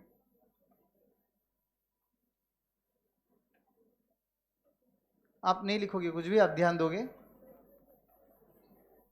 हम लोग बेसिकली 3 टाइप के लेवरेजेस देखेंगे। कितने? 3। ब्रॉडली स्पीकिंग 2 ही टाइप है, इसलिए मैंने एरोज यहां पे 2 ही दिए, ठीक है।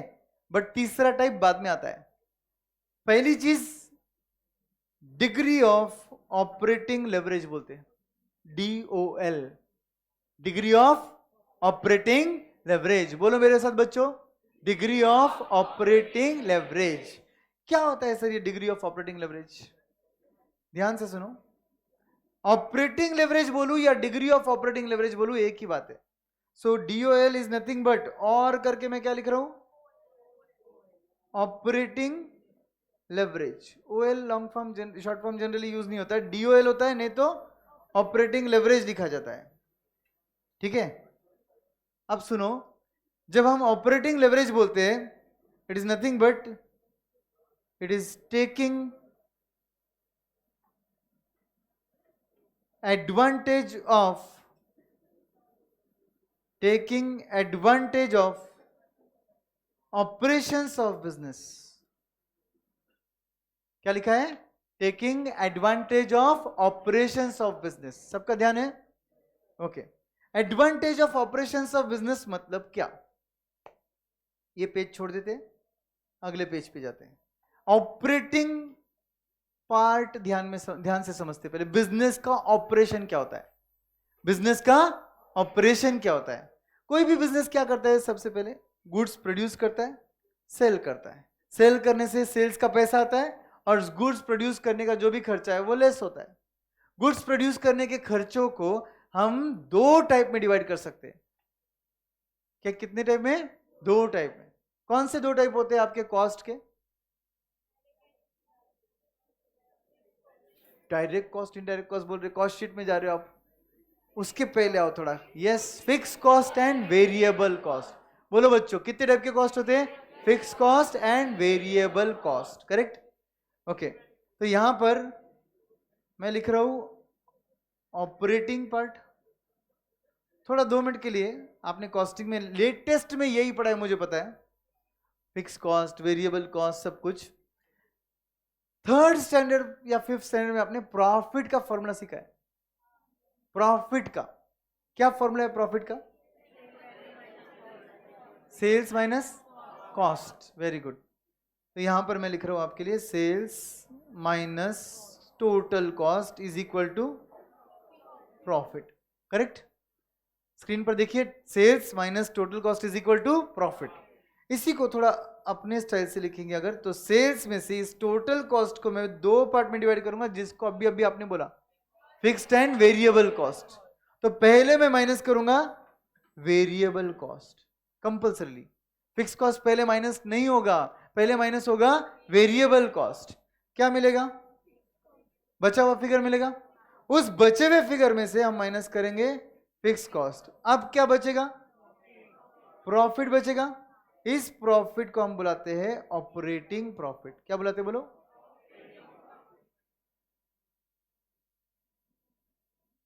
Operating profit. सेल्स में से हमने क्या लेस किया? Variable cost. कुछ तो नाम देना पड़ेगा ना जो बचा उसको नाम देंगे कंट्रीब्यूशन। क्या नाम देंगे? कंट्रीब्यूशन। सर ये क्या होता है सर? कंट्रीब्यूशन क्या होता है? Sales minus variable cost. जो बचता है उसको हम कंट्रीब्यूशन बोलते हैं। जैसे सेल्स में से टोटल कॉस्ट लेस होता है तो आप उसको क्या बुलाते हो? प्रॉफिट। वैसे ही सेल्स में से सिर्फ वेरिएबल कॉस्ट लेस किया तो क्या बचेगा?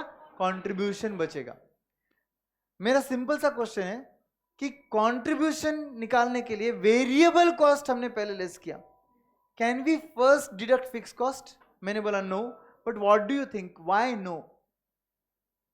यस, कम से कम वेरिएबल कॉस्ट तो रिकवर होना चाहिए। क्यों? फिक्स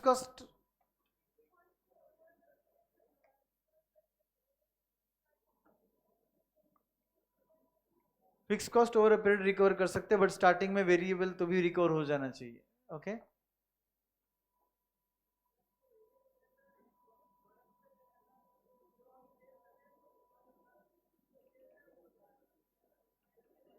जो वेरिएबल कॉस्ट है वो प्रोडक्ट पर होता है, तो जो हम सेल कर रहे हैं तो हम एटलीस्ट वो प्रोडक्ट का खर्चा निकालना चाहते हैं। और जो जो फिक्स कॉस्ट होता है वो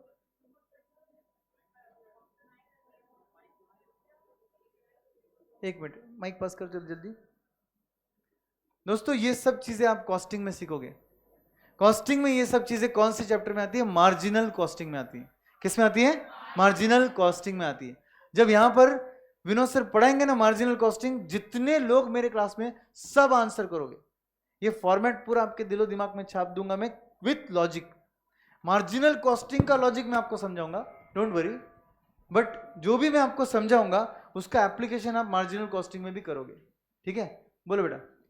सर अब सेल कर रहे हैं, एक 1000 यूनिट सेल कर रहे हैं, तो जो हम सेल करने के लिए जो कॉस्ट इनकर किया ना सर, वो वेरिएबल कॉस्ट रहता है, तो हम फर्स्ट उसे माइनस करना पड़ेगा, क्योंकि तभी हमको पता चलेगा कि कितना हम उस पर हमारा मार्जिन बचा है, तो हम उस पर नेक्स्ट फिक्स्ड कॉस्ट को लेस करेंगे। अगर सपोज फिक्स्ड पहले लेस कर दिया तो? फिक्स्ड मतलब फिक्स्ड हम क्यों नहीं लेस करते? मतलब क्योंकि उसमें जो हमको मेन जो चाहिए ना सर, वो तो वेरिएबल कॉस्ट में ही इंक्लूड रहता है। तो वेरिएबल कॉस्ट में लेबर रहता है, मटेरियल्स रहते हैं, तो उसका फर्स्ट हमको निकालना पड़ेगा सर, तो बाद में से हम fix cost. Very good very good very good. बैठ जाओ बेटा। क्या नाम है तुम्हारा? वासुदेव। वासुदेव। कहाँ से हो आप? हैदराबाद से हो? नहीं सर, कर्नाटका। कर्नाटका से हो, वेरी गुड। तो दोस्तों ध्यान से सुनो, बैठ जाओ। यहां पर कोई भी बिजनेस क्या करता है, नोट नहीं करना है बेटा, ध्यान दो, पहले आपको ध्यान देना है, नोट करने का गड़बड़ नहीं है। कोई भी बिजनेस क्या करता है? सेल्स करता है। सपोज फॉर एग्जांपल ये टी शर्ट है, सपोज हम मैन्युफैक्चर करके बेचते हैं। ओके, ये टी शर्ट हम पर यूनिट कितने में बेचे ये तो डिसाइड करना पड़ेगा। ठीक है, इस टी शर्ट को बनाने के लिए मटेरियल लगता होगा, लेबर लगता होगा। ये मटेरियल लेबर कॉस्ट कौन से होते हैं? वेरिएबल होते हैं या फिक्स्ड होते हैं? कुछ लोग उसको भी आंसर नहीं कर रहे हैं। कॉस्टिंग सीखने की भी जरूरत नहीं, कॉमन सेंस है ये। नंबर ऑफ टी शर्ट्स जितने ज्यादा उतना वो कॉस्ट अगर बढ़ता है तो उसको वेरिएबल बोलते हैं, और irrespective of number of T shirts अगर वो कॉस्ट उतना ही है तो उसे फिक्स बोलते हैं। तो मुझे बोलो, मटेरियल कॉस्ट, लेबर कॉस्ट, ये जितने टी शर्ट्स ज्यादा रहेंगे उतना कॉस्ट ज्यादा रहेगा, जितने टी शर्ट्स कम रहेंगे उतना ये कॉस्ट भी कम रहेगा। तो ये कॉस्ट कौन सा बन गया? वेरिएबल कॉस्ट बन गया। ओके, तो ये टी शर्ट को बेचते वक्त मुझे सिर्फ वेरिएबल कॉस्ट पता है, फिक्स कॉस्ट तो generally over a period of time होता है। नंबर ऑफ टी शर्ट्स जितने बनाएंगे उसके हिसाब से रेंट पे करते क्या? उसके हिसाब से सैलरी पे करते क्या ऑफिस स्टाफ की? नहीं। तो ये कॉस्ट कौन से बन गए? Fix cost.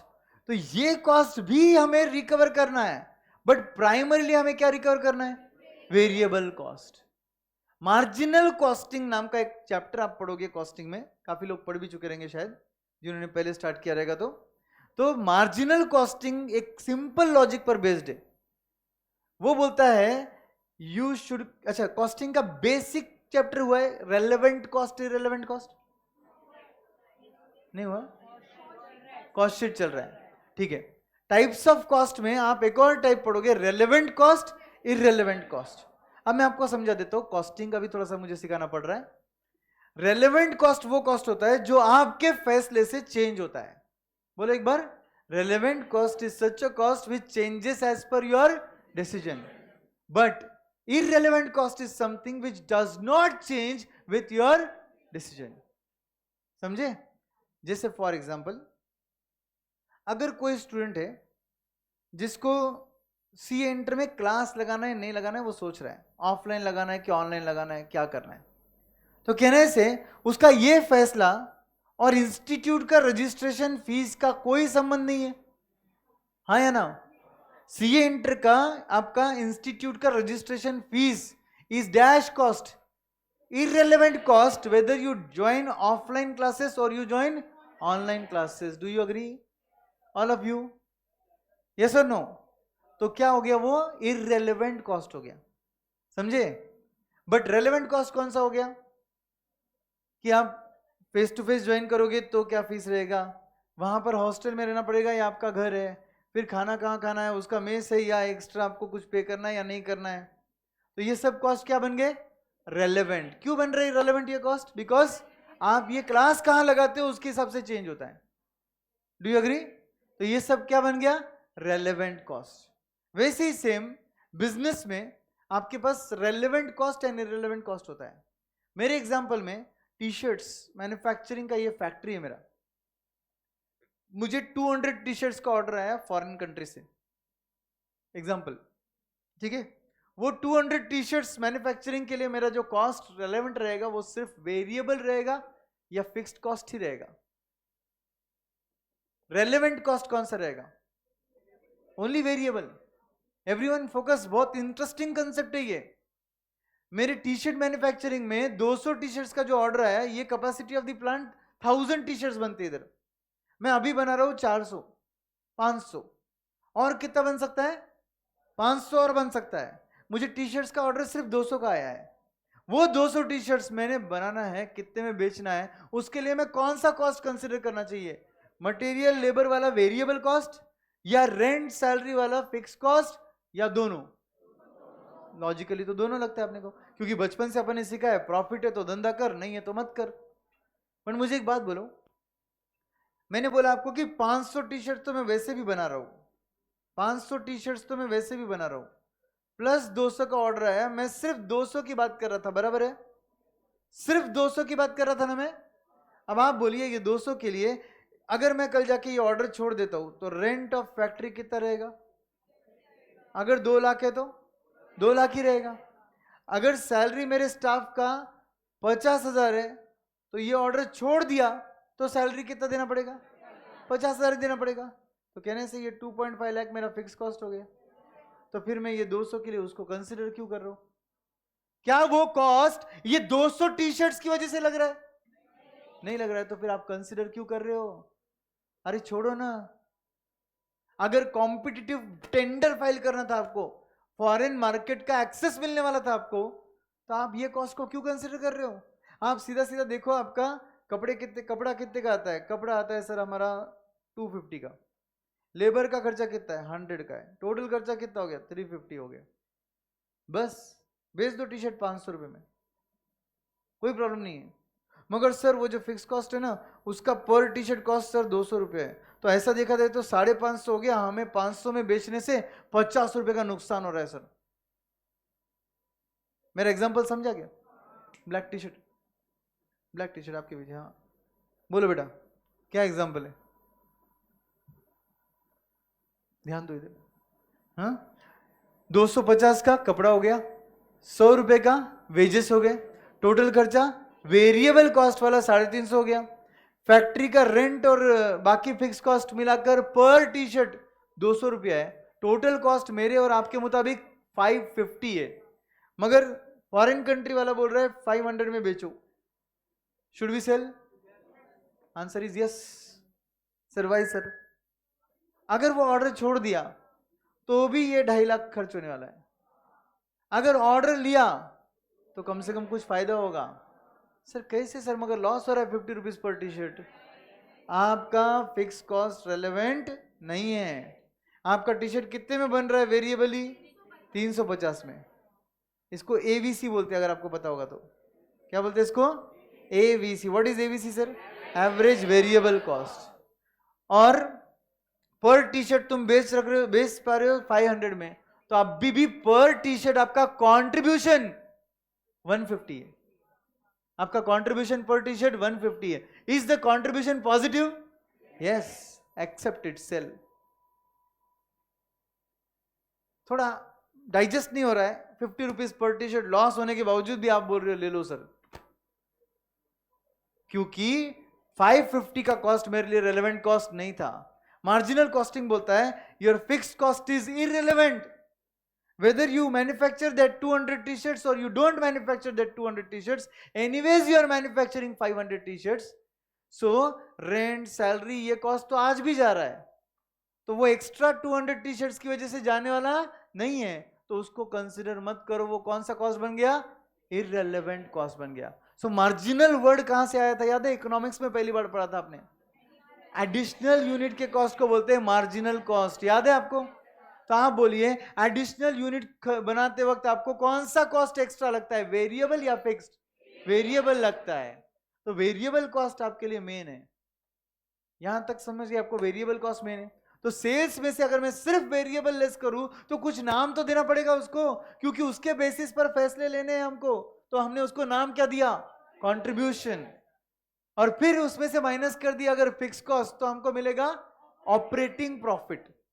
इस ऑपरेटिंग प्रॉफिट को एफएम में बुलाते हैं EBIT। What is the long form? Earnings before interest and tax. All of you, what is the formula? What is the long form?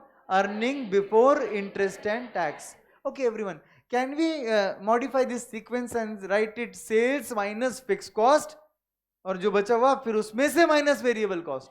नहीं। क्यों नहीं कर सकते? क्योंकि सेल्स में से फिक्स कॉस्ट लेस कर देंगे अगर, तो बचा फिगर का कोई इंपॉर्टेंस ही बचेगा नहीं, क्योंकि अपने इररिलेवेंट कॉस्ट पहले माइनस कर दिया। समझे? इररिलेवेंट क्यों है सर? वो तो पे कर रहे ना सर हम। तू 200 टी शर्ट एक्स्ट्रा प्रोड्यूस अगर नहीं भी करता ना, तो भी तेरे को पे करना पड़ता। कितना सर? पूरा 2.5 लाख। अभी कितना पे करना पड़ रहा है? पूरा 2.5 लाख। तो तू मैन्युफैक्चरिंग 200 टी शर्ट्स करेगा एक्स्ट्रा या नहीं करेगा? उससे तेरा वो 2,50,000 का फिक्स कॉस्ट चेंज नहीं होता, तो उसको कंसिडर क्यों कर रहा है? उसको बाद में कंसिडर कर फॉर कैलकुलेशन ऑफ प्रॉफिट। पहला इंपॉर्टेंस दे तू वेरिएबल कॉस्ट को। तो फॉर्मेट क्या बना बोलो? ऑपरेटिंग पार्ट का फॉर्मेट क्या बना? सेल्स माइनस करेंगे वेरिएबल कॉस्ट, मिलेगा कंट्रीब्यूशन, माइनस करेंगे फिक्स कॉस्ट, मिलेगा EBIT, जिसको हम बोल रहे हैं operating profit. Revise with me once again. Sales minus होगा वेरिएबल कॉस्ट, मिलेगा कंट्रीब्यूशन, माइनस होगा फिक्स कॉस्ट, मिलेगा operating profit EBIT। What is the long form of EBIT? Earnings before interest and tax. Last bench उस side, ध्यान दो भाई, आपके लिए रिपीट कर रहा हूं 2-3 बार। मेरी जिंदगी में ये 5,000 बार हो गया रहेगा कम से कम, आपके लिए रिपीट कर रहे हैं। तो ये मेरा ऑपरेटिंग पार्ट है, इसका लेवरेज पढ़ रहे अपन लोग। इसका लेवरेज पढ़ रहे मतलब क्या? इसमें एडवांटेज चाहिए अपने को, इसमें हमें एडवांटेज चाहिए। ठीक है, इसमें एडवांटेज चाहिए तो क्या करेंगे सर? इसमें अगर एडवांटेज चाहिए तो क्या करेंगे? देखो, सेल्स एग्जाम्पल ले रहा हूं मैं, ध्यान दो, आपको लिखना नहीं है, आपको मैं टाइम दूंगा लिखने के लिए, उसका वरी नहीं है, आप ध्यान दो इधर। सेल्स सपोज 10 लाख से माइनस किया variable cost. As you all might be aware, variable cost is always percentage of sales, बराबर ना? जब अपन बोलते हैं it varies as per output, तो इसका मतलब वो सेल्स का परसेंटेज रहना चाहिए। तो एग्जाम्पल के लिए मैं बोल रहा हूं variable cost is 70% of sales. कितना? 70% ऑफ सेल्स। तो कितना हो जाएगा? 7 लाख का वेरिएबल कॉस्ट होगा, तो बचा हुआ 3 लाख क्या है? क्या है बोलो? जितना ज्यादा बार तुम रिपीट करोगे, बोलोगे मेरे साथ, उतना कंफर्टेबल हो जाओगे ये सब चीजों में। What is this? कंट्रीब्यूशन। और कंट्रीब्यूशन में से हम माइनस करेंगे फिक्स कॉस्ट। सपोज गिवन है, एग्जांपल के लिए मैं ले रहा हूं 1 लाख, तो बचा हुआ ये 1 लाख क्या आ गया? रेंट, सैलरी, सब। अब ये क्या है? Operating profit, also called as, और करके लिख रहा हूं मैं EBIT। कितना? 2 lakh. What is the long form of EBIT? Earning before interest and tax. ध्यान से सुनो, एक ऐसा अर्निंग जिसमें से अब तक इंटरेस्ट भी लेस नहीं हुआ है, टैक्स भी लेस नहीं हुआ है। What is the importance of interest and tax? दोस्तों, इंटरेस्ट आपका ऑपरेटिंग का खर्चा नहीं है, ऑपरेटिंग का खर्चा नहीं है। मैन्युफैक्चरिंग कर रहे हो इसलिए इंटरेस्ट लग रहा है क्या? नहीं। लोन लिया था इसलिए इंटरेस्ट लग रहा है, तो वो फाइनेंसिंग का खर्चा है। किसका? फाइनेंसिंग का खर्चा है। वो खर्चों के पहले का प्रॉफिट, उसको हम बुलाते हैं ऑपरेटिंग प्रॉफिट। ऐसा प्रॉफिट जिसमें से हमने अभी तक कौन से खर्चे लेस नहीं किए? फाइनेंसिंग वाले खर्चे लेस नहीं किए। फाइनेंसिंग वाले मतलब क्या? इनका इंटरेस्ट, डेट वाले अगर रहेंगे तो इनका इंटरेस्ट, आपका प्रेफरेंस डिविडेंड। आप भी तो हमें फाइनेंसिंग दिए हो, आप कौन हो? प्रेफरेंस शेयर होल्डर्स हो। हमारी कंपनी ने आपसे क्या लिया है? Preference share capital. हमारी कंपनी आपको क्या देती है? Dividend at fixed rate, correct? आप डेट होल्डर्स, आप हमारी कंपनी को क्या दियो? लोन। आपकी लोन पे मेरी कंपनी क्या पे करती है? इंटरेस्ट। तो ये 2 खर्चे और बचा हुआ गवर्नमेंट का टैक्स वैक्स देने के बाद, मतलब पहले इनका खर्चा लेस होगा। ये कौन है? Debt holders. इनका खर्चा क्या है? इंटरेस्ट। पहले इसको लेस करेंगे, फिर आपका खर्चा लेस करेंगे कि गवर्नमेंट को टैक्स देंगे? बोलो। गवर्नमेंट को टैक्स दे दो, बिल्कुल सही है। क्यों सर? क्योंकि इनका जो खर्चा हो रहा है वो डिविडेंड है, वो टैक्स डिडक्टिबल नहीं है। तो पहले गवर्नमेंट को दे दो टैक्स, अब जो बचेगा इनको दो फिक्स रेट से, ऑफ कोर्स। लास्टली जो बचेगा वो इक्विटी वालों का है, करेक्ट? ये जो भी हम बांटे जा रहे हैं, can we call this as financing expense? क्योंकि हमने पैसा उठाया इसलिए देना पड़ रहा है। तो what is this kind of expenditure called? Financing. Is this my financing expenditure? No, this is manufacturing, operating एक खर्चा। Is the classification clear? दिमाग में क्लासिफिकेशन क्लियर है? जो भी गुड्स प्रोड्यूस करने के लिए खर्चा लग रहा है, भले वो वेरिएबल हो या फिक्स्ड हो, कहां आता है? ऑपरेटिंग में आता है। पहले क्या लेस होता है? वेरिएबल। फिर क्या लेस होता है? फिक्स्ड। कौन सा लॉजिक है? मार्जिनल कॉस्टिंग का लॉजिक है। क्या लॉजिक बोलता है? Always consider relevant cost first and then consider irrelevant. For decision making take only relevant cost.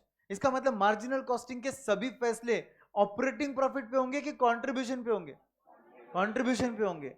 Marginal costing बोलता है फिक्स कॉस्ट गया तेल लेने, किस पे ध्यान दो? वेरिएबल कॉस्ट पे, और अपने फैसले लो बिजनेस के। समझे? Now I want to take, my company want to take the advantage of this part. I will call this as scenario 1. Scenario 2, what I can do? I can increase the sales. You know, बहुत मेहनत करके मैं sales बढ़ा सकता हूँ। मेरा sales अगर मैंने 10% से बढ़ाया, तो लेट अस सी क्या होता है। सेल्स अगर 10% से बढ़ेगा दोस्तों, तो मेरा नया सेल कितना हो जाएगा? 11 lakh. Everyone can answer with me? बोलो आगे।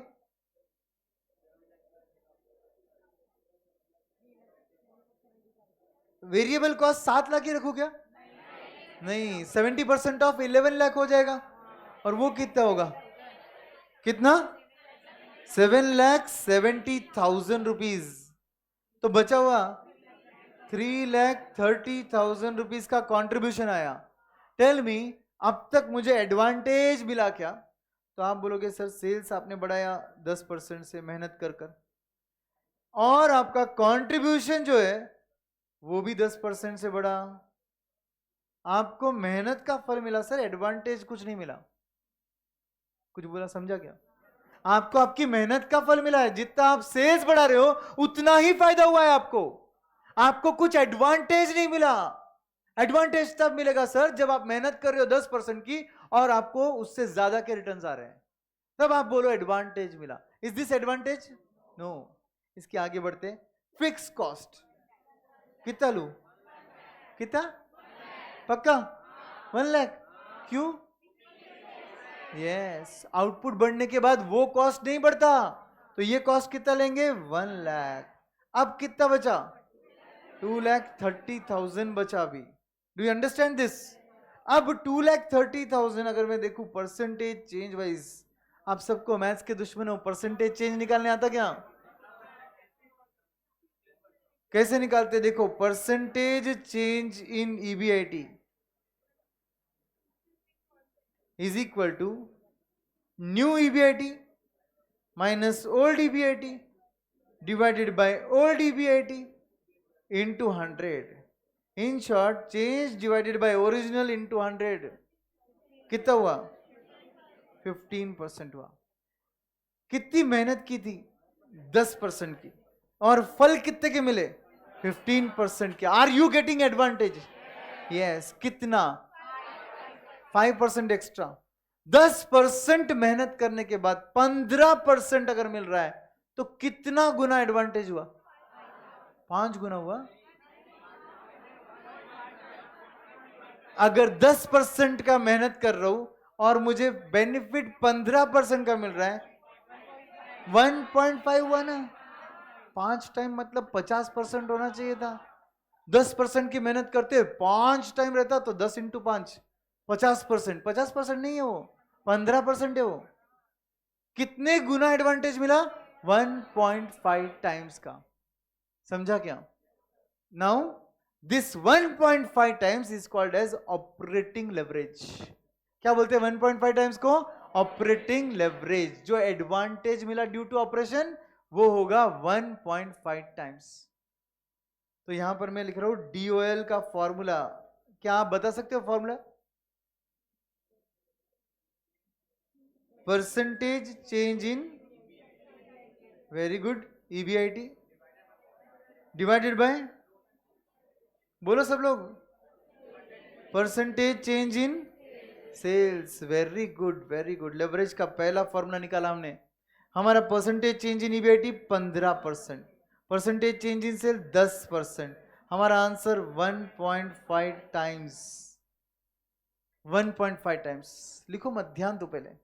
समझा क्या अच्छे से? अच्छा, ये एडवांटेज तो मिला, बट किस आइटम की वजह से मिला? इधर सेल्स की वजह से मिला।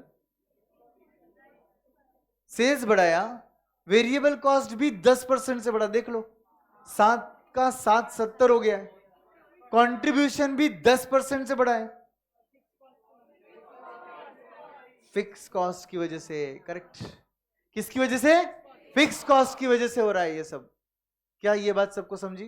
क्योंकि दोस्तों कंट्रीब्यूशन तक हमने बोला था कोई एडवांटेज नहीं मिला, जितनी मेहनत किया उतना ही फल मिला। एडवांटेज क्या का? आप अगर बहुत मेहनत करोगे और इंटरमीडिएट दोनों ग्रुप पास हो जाओगे, मैं बोलूंगा वाह बेटा क्या एडवांटेज मिला, क्या लक है तेरे। आप बोलोगे ठीक है सर, ऐसा तो मत बोलो लक है। दिन रात मेहनत किया सर, इतने टाइम क्लासेस में आपके साथ सिंसियरली पढ़ा है, जब जब नींद आई है खड़े रहे मगर सोए नहीं।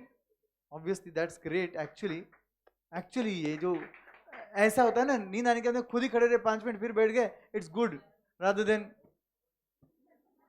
है ना? तो 5 मिनट 2 मिनट खड़े रहने में कोई प्रॉब्लम नहीं, पीछे वाला भी एडजस्ट कर लेता है, बट एटलीस्ट हाँ 1 आध मिनट खड़े रहने से वो नींद भी तो उड़ जाती। तो ऐसे केस में आपको, अगर मैं बोलूं आपने 100% मेहनत की और एग्जाम्पल आप डॉट पास हुए, कितने पे पासिंग है? 150 each group, 200 both, 300 both the groups, और आपका स्कोर आया 300 डॉट। और सपोज इसमें भी खुश हो यार आप, हद हो गई। तो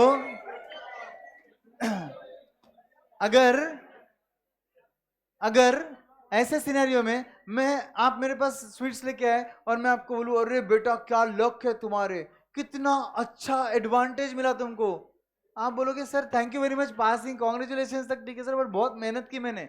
ये 300 एक्चुअली कम है। मैंने लिटरली लास्ट के 4 महीने कहीं नहीं गया हूँ, क्लासेस सिंसियरली अटेंड किया हूँ, सब फंक्शंस मिस किए, लिटरली पढ़ाई की है। ये 300 एक्चुअली कुछ नहीं है सर। एक आध दिन अगर आपको बोला कि अरे तू तो कितना लकी है, तू दोनों ग्रुप पास हो गया, भाई लक नहीं मेहनत है, बोलोगे नहीं कि नहीं आप? यस और नो? बट अगर सच में आपने मेहनत कम की रहती, आपको उम्मीद भी नहीं रहती थी कि आप पास होने वाले हो, और अगर आपका स्कोर 350 400 आता है, हाँ, और कोई बोलता है कितना मेहनत किया भाई 400, आप बोलोगे नहीं नहीं भाई लक है। होता है कि नहीं? तो दोस्तों ये जो एक्स्ट्रा हो रहा है ना, इसको एडवांटेज बोलते हैं आप। यहां पर आप सेल्स में मेहनत कितनी कर रहे थे? 10%। वेरिएबल कॉस्ट कितना बढ़ा? 10। कंट्रीब्यूशन कितना बढ़ा? 10%। यहां तक कोई रिजल्ट नहीं आया, कोई एडवांटेज नहीं था, जितनी मेहनत किया उसी का रिवॉर्ड मिला था। बट बाद में क्या हुआ? फिक्स कॉस्ट कांस्टेंट था और इसकी वजह से आपका ईबीआईटी ज्यादा रेट से बढ़ा। तो ये सब किसकी वजह से मिला आपको? फिक्स कॉस्ट की वजह से मिला। तो इसको हम लोग एक बॉक्स में बंद करेंगे, फिक्स कॉस्ट। ये सब एडवांटेज किसकी वजह से मिल रहा है? फिक्स कॉस्ट की वजह से। तो एक काम करो ना, ये सब घूम फिर कर इसकी वजह से मिल रहा है ना, तो डायरेक्टली इस पर फोकस करो और इसका इंपैक्ट निकालो, डायरेक्टली ऑपरेटिंग लेवरेज समझ जाएगा। किसी भी चीज का इंपैक्ट निकालना होगा तो क्या करते आप? उस चीज के पहले और उस चीज के बाद को कंपेयर करते। चलो एग्जांपल, आज क्लास के पहले 2:30 के पहले और आज 4:30 के बाद अगर आपके वैल्यू एडिशन कुछ हुआ है, इसका मतलब आज का क्लास मजेदार था, बराबर कि नहीं? अदरवाइज अगर 2:30 के पहले जितना भी आपको होपलेस लगता था, 4:30 को भी आप उतने ही होपलेस फील कर रहे हो, तो क्या एडवांटेज था क्लास का? कुछ नहीं। बट अगर 2:30 को आपको लग रहा है कि आज कुछ मजेदार सीखेंगे और 4:30 को आपको लगा कि वाह लवरेज में मजा आ गया, तो ये था आज की क्लास का इंपैक्ट। कोई भी चीज का इंपैक्ट मेजर करने के लिए उस चीज के पहले और उस चीज के बाद को कंपेयर करते हैं आप। Do you agree? नाउ इस चीज के पहले, फिक्स कॉस्ट के पहले क्या दिख रहा है? कंट्रीब्यूशन। फिक्स कॉस्ट के बाद क्या है? ऑपरेटिंग प्रॉफिट मतलब ईबीआईटी। दोनों को अगर कंपेयर करना है तो डिवाइड करना पड़ेगा आपको।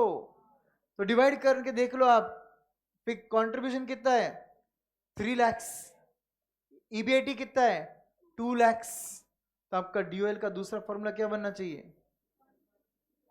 और DOL is equal to fix cost के पहले कंट्रीब्यूशन, फिक्स कॉस्ट के बाद ईबीआईटी मतलब ऑपरेटिंग प्रॉफिट। तो आपका answer 3 lakh divided by 2 lakh which comes to again 1.5 times. But दो फॉर्मूलेज है, नीचे वाला फॉर्मूला सिंगुलर डेटा के लिए एप्लीकेबल है, मतलब दो डेटा के लिए एप्लीकेबल नहीं है। मतलब क्या? अगर आपको लेवरेज दोनों के बीच पूछा रहेगा, दो डेटा के बीच, फॉर्मूला नंबर 1 यूज करो। एक सिंगल डेटा पर पूछा रहेगा, फॉर्मूला नंबर 2 यूज करो।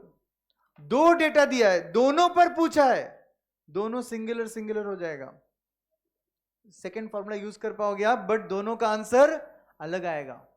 जैसे कि फॉर एग्जांपल ये फॉर्मूला अगर आप दूसरे डेटा पर लगाओगे तो 1.5 नहीं आता है आंसर। देख लो आप कितना आता है? 3,30,000 लो कैलसी डिवाइडेड बाय 2,30,000, 1.43 टाइम्स आया क्या? Is it 1.5 times? नो। तो ये आंसर आपका कब, फॉर्मूला कौन सा यूज करना है?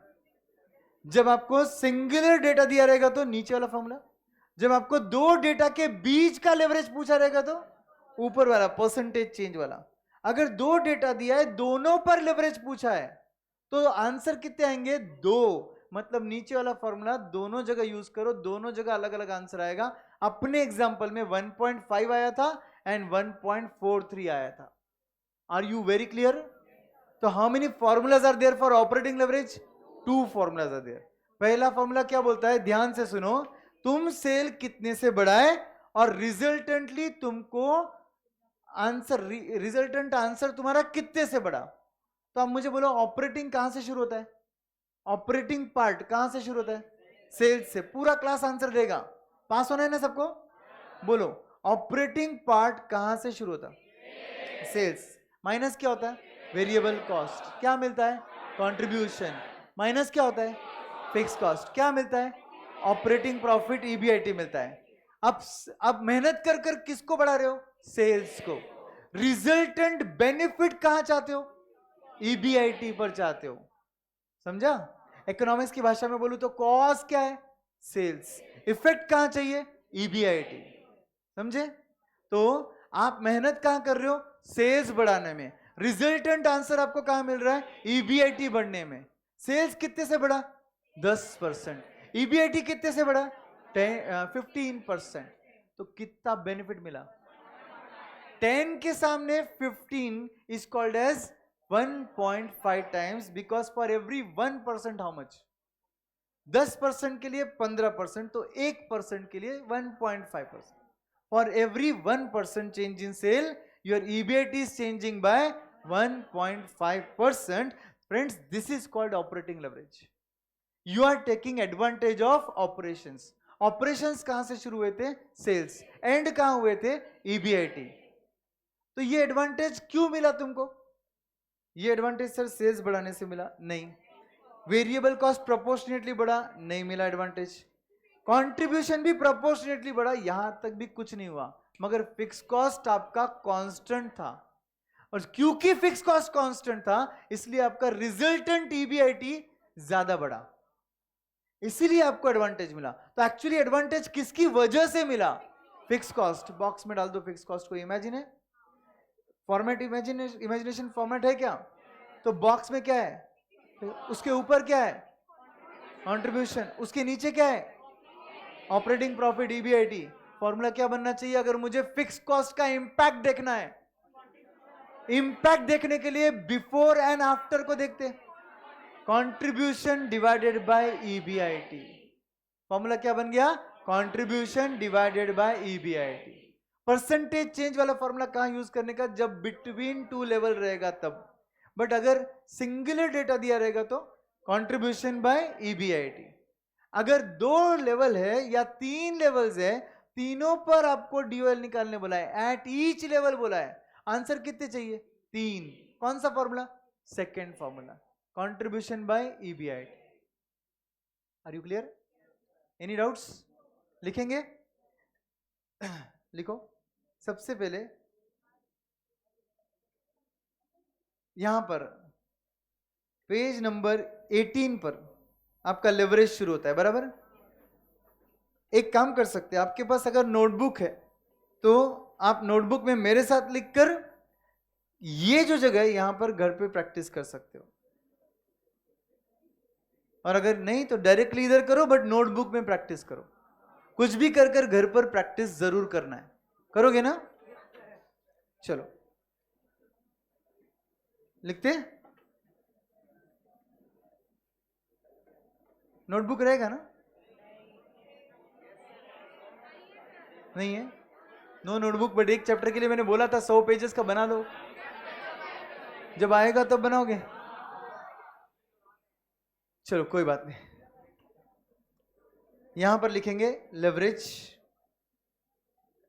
जो नोटबुक में लिख रहे हैं वो नोटबुक में लिखेंगे। कितने टाइप के लेवरेज है मैंने बोला? 3, बट ब्रॉडली 2 ही है। हम फिलहाल 2 लिखेंगे, बाद में एक बीच में आएगा। अब लिखना है बेटा मेरे साथ।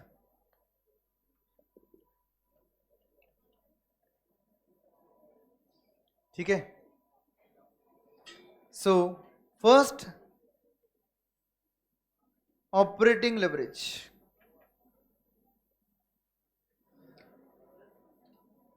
बोलो।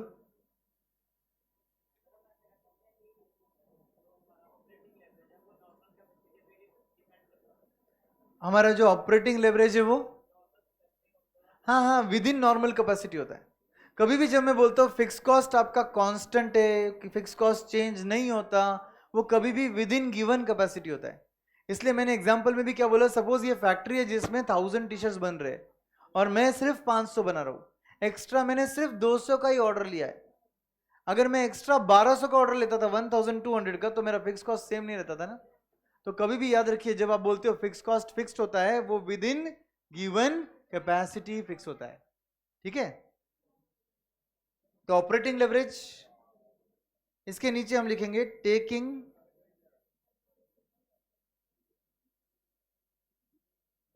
Advantage of taking advantage of operations of business that is dash. किसका एडवांटेज ले रहे दोस्तों? किसका एडवांटेज ले रहे हैं हम? Fix cost. तो दैट इज फिक्स कॉस्ट। तो डीओएल का पहला फॉर्मूला लिखेंगे यहां पर। डीओएल का फर्स्ट फॉर्मूला याद है? परसेंटेज चेंज वाला बोलो। Percentage change in EBIT divided bye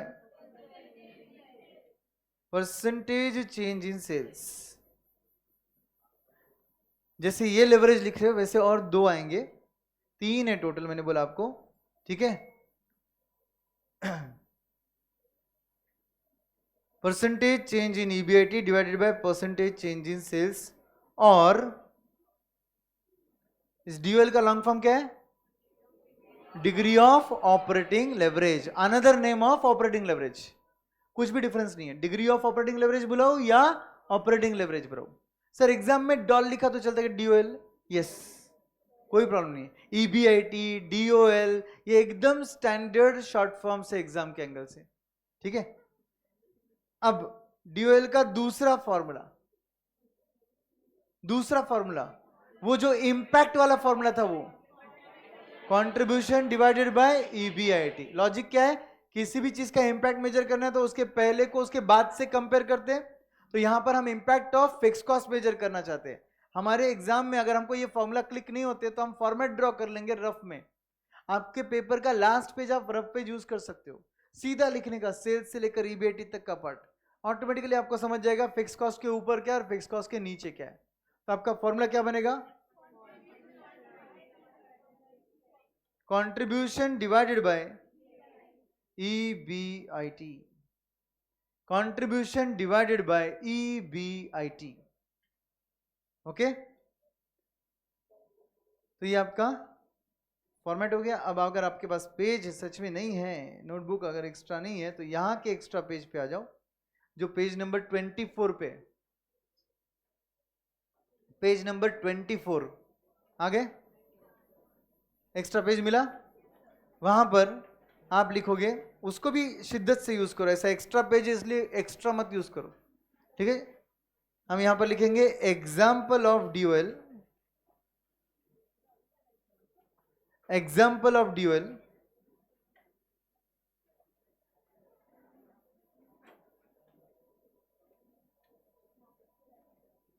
particulars case 1 case 2,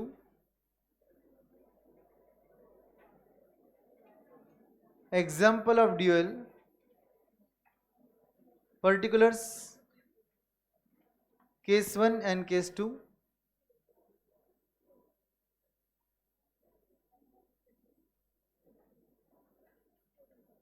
hardly 4-5 lines, ठीक है। स्टार्ट करें? रेडी हो सब लोग? बोलो शुरुआत किससे करेंगे? सेल्स के साथ। बोलो मालिक, बोलो सेल्स के साथ शुरुआत करो। सेल्स कितना लेंगे? 10 लाख माइनस करेंगे variable cost at the rate 70%। सब ध्यान देंगे, बोलो variable cost at the rate 70%, 7 lakhs। Therefore contribution, मेरे आगे मत जाओ, साथ साथ चलो। कंट्रीब्यूशन कितना हुआ? 3 lakhs। अब ध्यान दो, नंबर चेंज हो रहे हैं। माइनस करेंगे फिक्स्ड कॉस्ट, इस बार लूंगा 2 lakhs। जानबूझ के नंबर चेंज हो रहा है। जो लोग हमारे आगे जाएंगे उनके लिए सजा। साथ साथ चलो, मेरे से आगे मत बढ़ो। ईबीआईटी और ऑपरेटिंग प्रॉफिट कितना?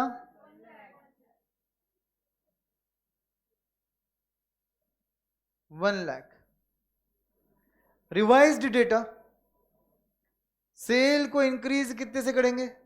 10% से इंक्रीज करेंगे। सेल को इंक्रीज करेंगे 10% से। बोलिए कितना हो जाएगा? 11 lakhs। अब वेरिएबल कॉस्ट कितना बनेगा? 7,70,000, तो बचा हुआ नंबर 3,30,000। यहां तक एडवांटेज मिला क्या? हाँ हाँ बोले हाँ। कहाँ आया? 3 लाख का कंट्रीब्यूशन 3,30,000 हो रहा है, जितने की मेहनत कर रहे हो उतना ही रिजल्ट आ रहा है, तो नहीं मिला। बट यहां पर अब फिक्स कॉस्ट जो है 2 लाख था और कितना बनेगा? 2 लाख ही रहेगा। तो आपका रिजल्टेंट ईबीआईटी 1,30,000 आ जाएगा। अब मुझे बोलो कि परसेंटेज चेंज कितना हुआ? 1 लाख का फिगर 1,30,000 अगर होता है तो आपको कैलसी चाहिए क्या देखने के लिए? 30%। एवरीवन कितना? मैथ्स के दुश्मनों 30%, ऑल ऑफ यू। तो यहां पर हम लिखेंगे therefore percentage change in EBIT will be nothing but 1,30,000 minus 1 lakh divided by 1 lakh into 100, कितना आएगा? 30% आएगा। Now can you tell me what is your dual? How much is your dual? Degree of operating leverage कितना है इस बार? 3 times। कितने गुना advantage मिला आपको? 3 गुना। क्यों सर 3 गुना? 10% अगर सेल्स में मेहनत कर रहे हो तो 30% प्रॉफिट में मेहनत हो रही है, तो मतलब रिजल्ट आ रहा है, तो डेफिनेटली 3 गुना एडवांटेज हो रहा है ना। तो यहां पर हम बोलेंगे therefore DOL is equal to percentage change in EBIT divided bye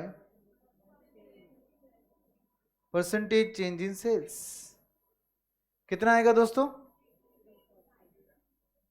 30% by 10% is equal to 3 times. What is the meaning of 3 times dual? Every 1% change in sales will lead to 3% change in EBIT. Every 1% change in sales will lead to 3% change in EBIT. तो advantage मिला ना फिर? किसकी वजह से हुआ ये? Box में बंद करो उस फिक्स कॉस्ट को। उसके ऊपर क्या है? कंट्रीब्यूशन। उसके बाद क्या है? ईबीआईटी। तो बोलो डीओएल का दूसरा formula, contribution divided by EBIT. कितना हुआ दोस्तों? फर्स्ट डेटा ही लेना है आपको, 3 लाख डिवाइडेड बाय 1 लाख आया 3 टाइम्स। सेकेंड डेटा लोगे तो आंसर मैच नहीं होगा, बिकॉज वो सिंगुलर डेटा का क्वेश्चन है। इसका मतलब एग्जाम में अगर 2 डेटा दिया, दोनों पर लेवरेज पूछा तो सेकेंड फॉर्मूला, बट अगर दोनों डेटा के बीच लेवरेज पूछा तो फर्स्ट फॉर्मूला। ओके, तो आपका दोनों फॉर्मूलाज रेडी है। ये दोनों फॉर्मूलेज हमने ऊपर लिखे क्या? कहां लिखे हमने? फर्स्ट इस पे लिखे, दिख रहे हैं आपको? ऑपरेटिंग लेवरेज हमने लिखा इधर, एग्जाम्पल आपने लिखा उधर। हेड डाउन वाले लोगों को उठाओ जरा, रिवीजन करना है। बोलो ऑपरेटिंग लेवरेज कहां से शुरू होता है? सेल्स। कहां एंड होता है? ईबीआईटी। पास होना है तो सब लोग आंसर करेंगे। ओके, शुरुआत किधर से?